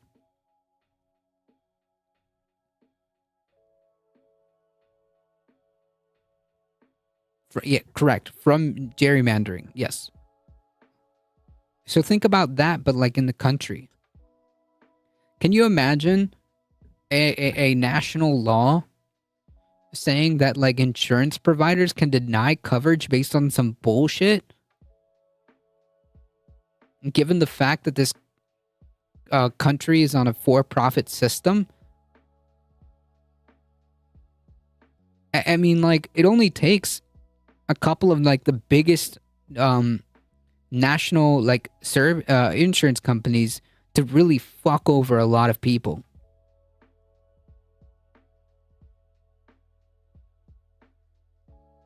I'm just saying. Good luck, Florida.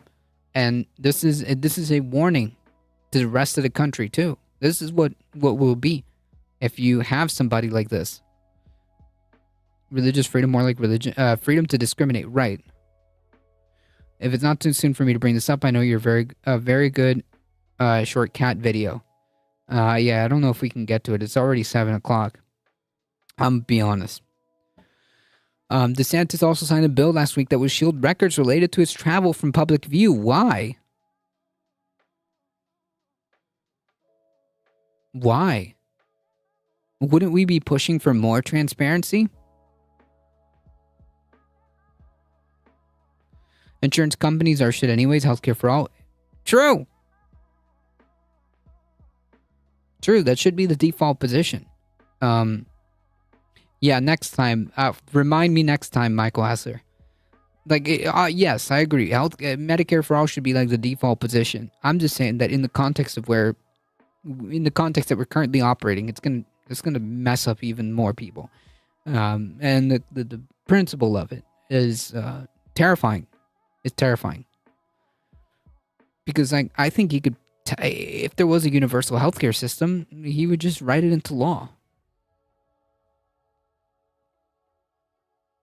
Somehow, maybe people shouldn't die from not getting medicine is something radical in the U.S. Amazing. I know. The new law exempts DeSantis past and future travel from disclosure under public record, so one of the most transparent in the U.S. That's very strange. Why would he want his stuff to be hidden like that? It also exempts the state from having to disclose the names of people who meet with the governor at his office or mansion or travel with him. Said Barbara Peterson, the executive director of Florida Center for Government Accountability, who has worked transparency laws for more than 3 decades in the state.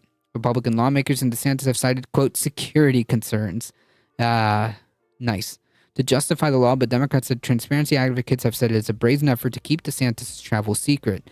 It's unfreaking believable, virtually impossible to hold the governor accountable without access to those kind of records, which is the point. DeSantis thinks he's above that. The security rationale was bogus. They're not going to let anybody in somebody in the mansion if they don't know who that person is. I don't understand why it's a security concern. I don't understand why it's a security concern of where he went 6 weeks ago. Where a governor goes, who travels with the governor, and the governor meets with all its information is critical importance to the public. Who's influencing the governor? We need to know that. Exactly. Exactly. The same bill that repeals the resign to run requirement would make it harder to know where political committees in Florida, including DeSantis, are raising money from. Nice meme. Current statewide political committees are required to file monthly campaign finance reports for much of a campaign. Under this new measure, those committees would only have to file quarterly reports until the state's qualification deadline, when they would have to file more regular reports. It's definitely a step backwards for transparency in the campaign finance, said Ben Wilcox, the co-founder of Integrity Florida, a government watchdog group. It's just going to slow down the reporting of what these political committees are raising. They're raising boatloads of money. The political committees are the preferred fundraising tool out there.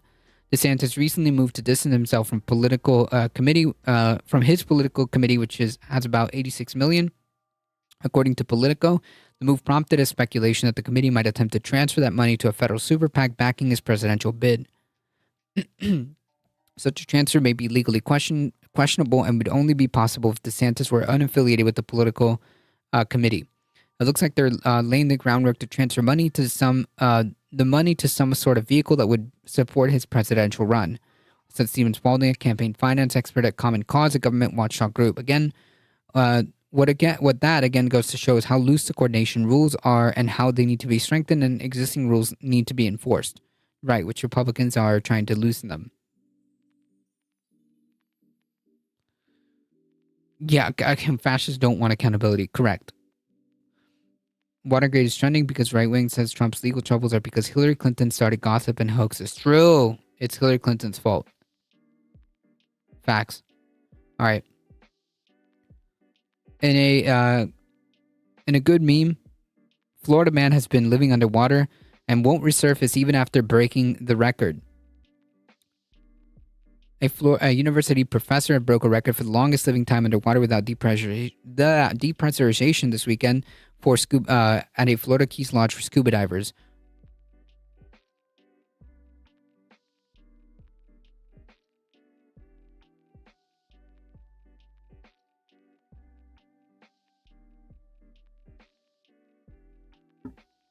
Dietrich isn't just settling for the record and resurfacing. He plans to stay at the lodge until June 9th, when he reaches 100 days and completes an underwater mission dubbed Neptune 100, Project Neptune 100.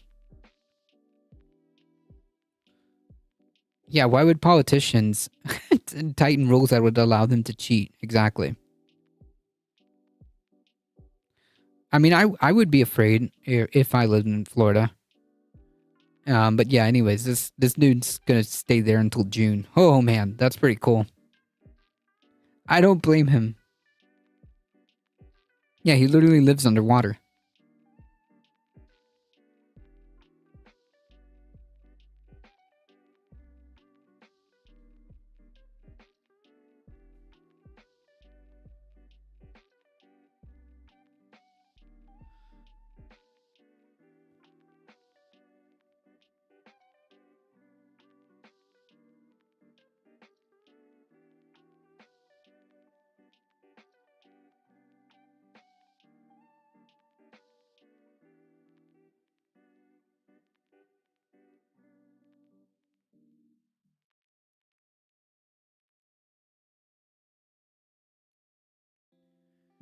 I don't. How the hell is he surviving the underwater, man? Yeah, he's in like a cabin in a lodge, I think, that's like underwater.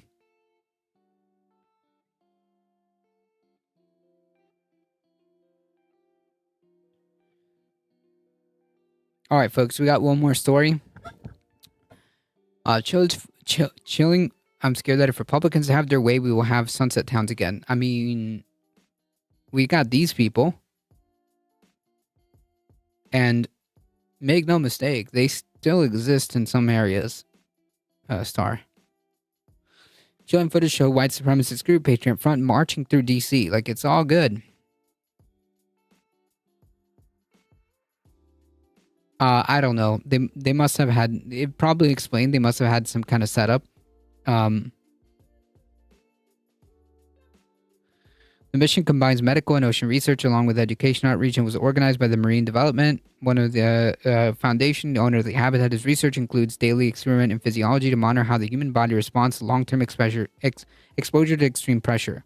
Yeah, it is pretty cool because I guess that could also like be translated into space, right?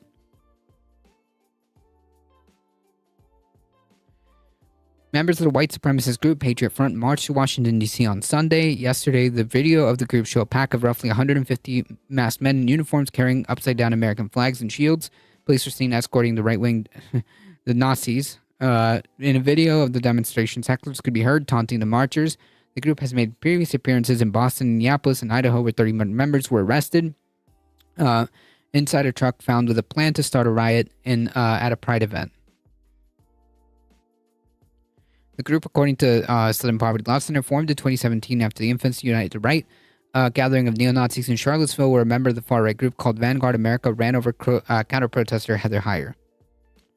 And here they are.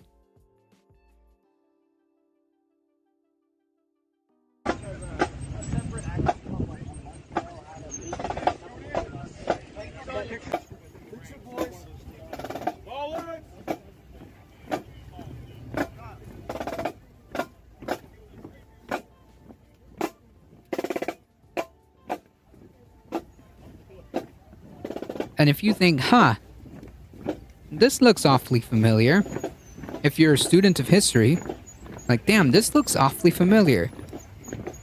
Where have we seen this before? Ah, yes. Yeah.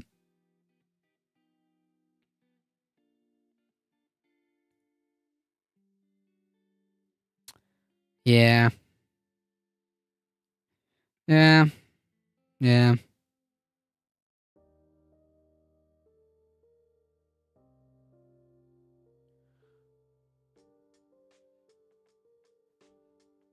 Tell me that if tankies tried this, they wouldn't get shot. I mean, well, I don't know about tankies.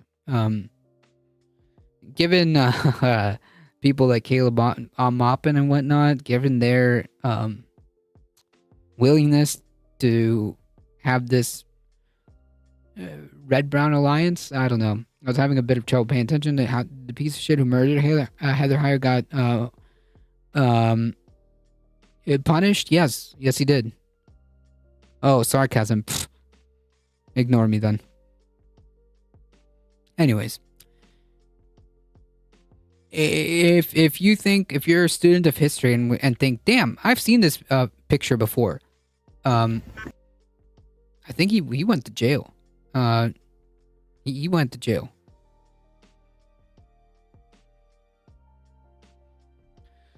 So after that incident, the Unite the Right rally, a group split off from Vanguard to form the Patriot Front, which are white nationalists.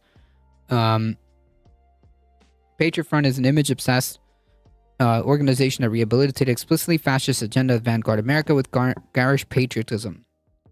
Said the SPLC of the group, adding its focus on theatrical rhetoric and activism can be easily distributed as propaganda for its chapters across the country. This is quite literally allowing neo-Nazis, allowing Nazi marches in America. Oh yeah, this is not the first time they've done it too.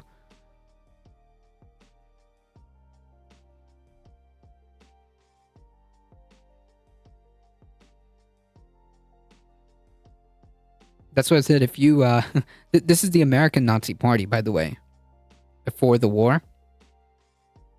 The reason why I put this picture out is because this is the American Nazi Party.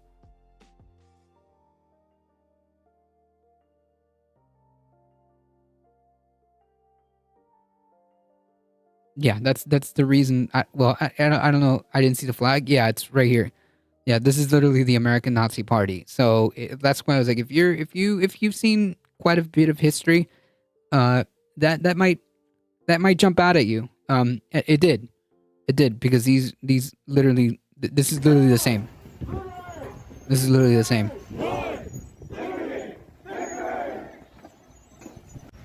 I mean, literally the same.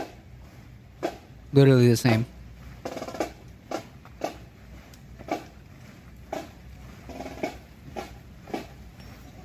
This DeSantis refused to denounce the Nazis that marched in Orlando. Yeah, he still hasn't because I don't know. Maybe he's okay with them, and maybe they're the ones who support him, so he can't really go out and denounce his constituents now, can he? Damn this country up. I'm glad I speak French. Yep.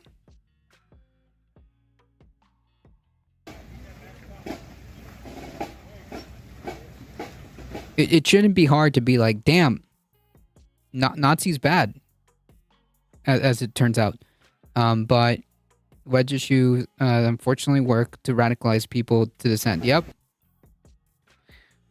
So, yeah, more like Nazi-style marches, whatever. These guys are fucking white supremacist Nazis, right? We know this.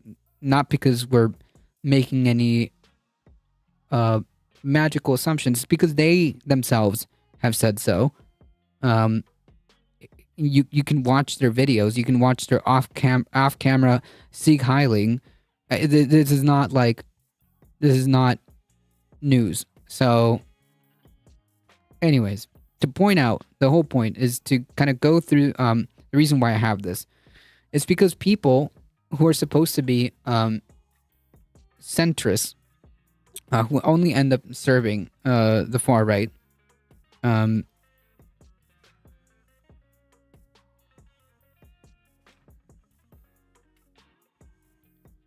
like Tim Pool, have to perform Olympic levels of mental gymnastics. Nothing like pathetic traders advertising the fact that they're idiots. Yep.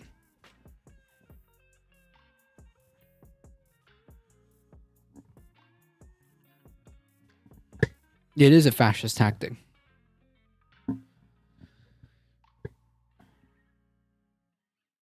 Centrists are always right wingers being shy. I'm thoroughly convinced. I mean, you know, it just keeps happening. So I don't know.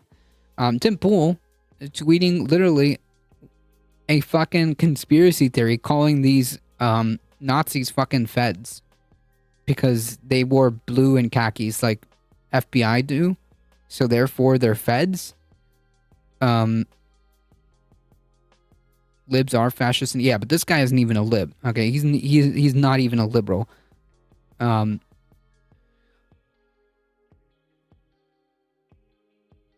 he tried to make up this wild conspiracy theory. For what purpose? Yeah, exactly. Just like that shooter was an FBI psyop, correct?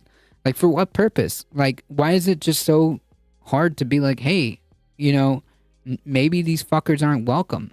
Maybe they should, like, go home. Maybe they should fuck off. He can't even do that. You can't even do, like, a simple statement of, like, damn, like, hate is not welcome here. Instead, we have to make up and bend over backwards to make, like, to twist yourself into pretzels to make up some wild conspiracy theory because they wore blue and khaki. That makes them feds. I wear blue and khaki sometimes.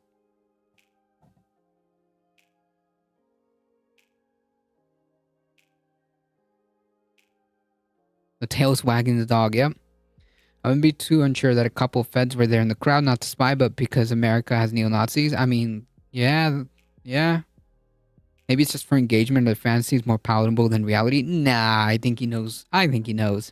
Like, Tim Pool isn't the brightest of brightest, okay? Let's be honest. But he does know what to do when it comes to speaking to the people that listen to him, his audience. So who are his audience? Yeah.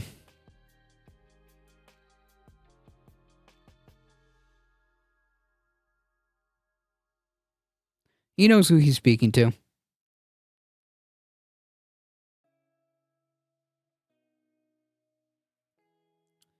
He knows who he's speaking to.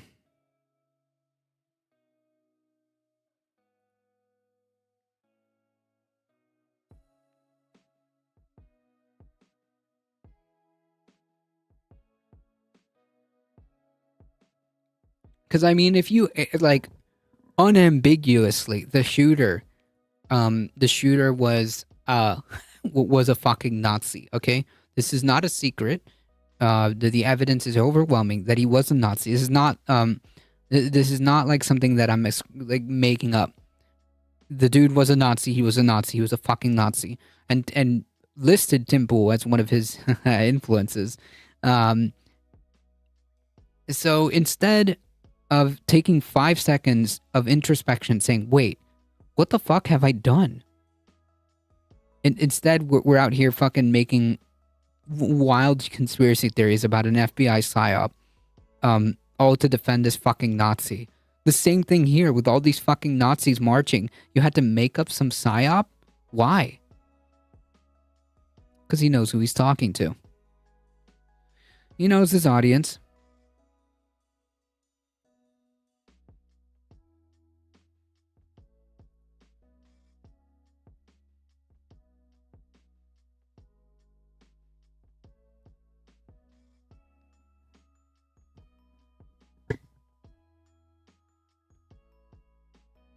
We aren't like them, points to Nazis while advocating for the same policy.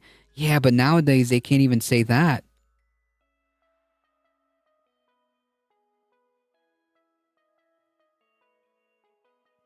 Now they're not even really... They're not even too shy about that, to be honest.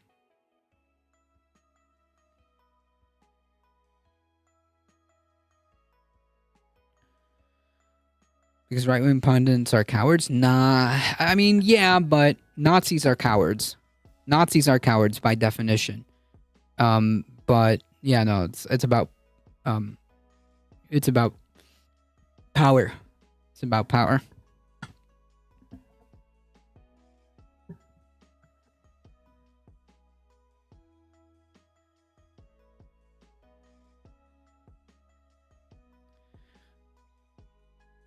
They definitely have forgotten their history. Have they? Bullies are cowards. True. All right, folks. It is past my time. I do have to get going. Dinner is currently waiting for me, so I gotta get going. Folks, if you enjoy the content, make sure you hit the follow button. It really does help us out. Join us on the YouTubes. They seem to follow the fascist playbook pretty closely. 100%. 100%. If you guys can't support the channel monetarily and you want to help us out, hit the subscribe button on the YouTube channel. It really does help us out. More importantly, spread the word far and wide. I see more and more of you. So spread the word far and wide. Bring a friend. We're here Monday through Friday, 5 p.m. Eastern time. Thanks for the great stream. I'll be joining this regularly. Thank you so much. I appreciate it. I appreciate that. Religious fruitcakes, thank you so much. I appreciate it. So yeah, bring a friend. Spread the word. We're here Monday through Thursday. As always, folks, thank you guys for the support. Thank you for the new follows. Thank you for the cheers, the biddies, the subscriptions, all of that. Thank you guys so much. You guys are what makes this channel grow. As always, folks, thank you, Michael Hassler, for keeping the peace in the chat. I appreciate it. Please stay safe. Please take care of each other. I love you all, and I hope to see you guys in the next one. See ya!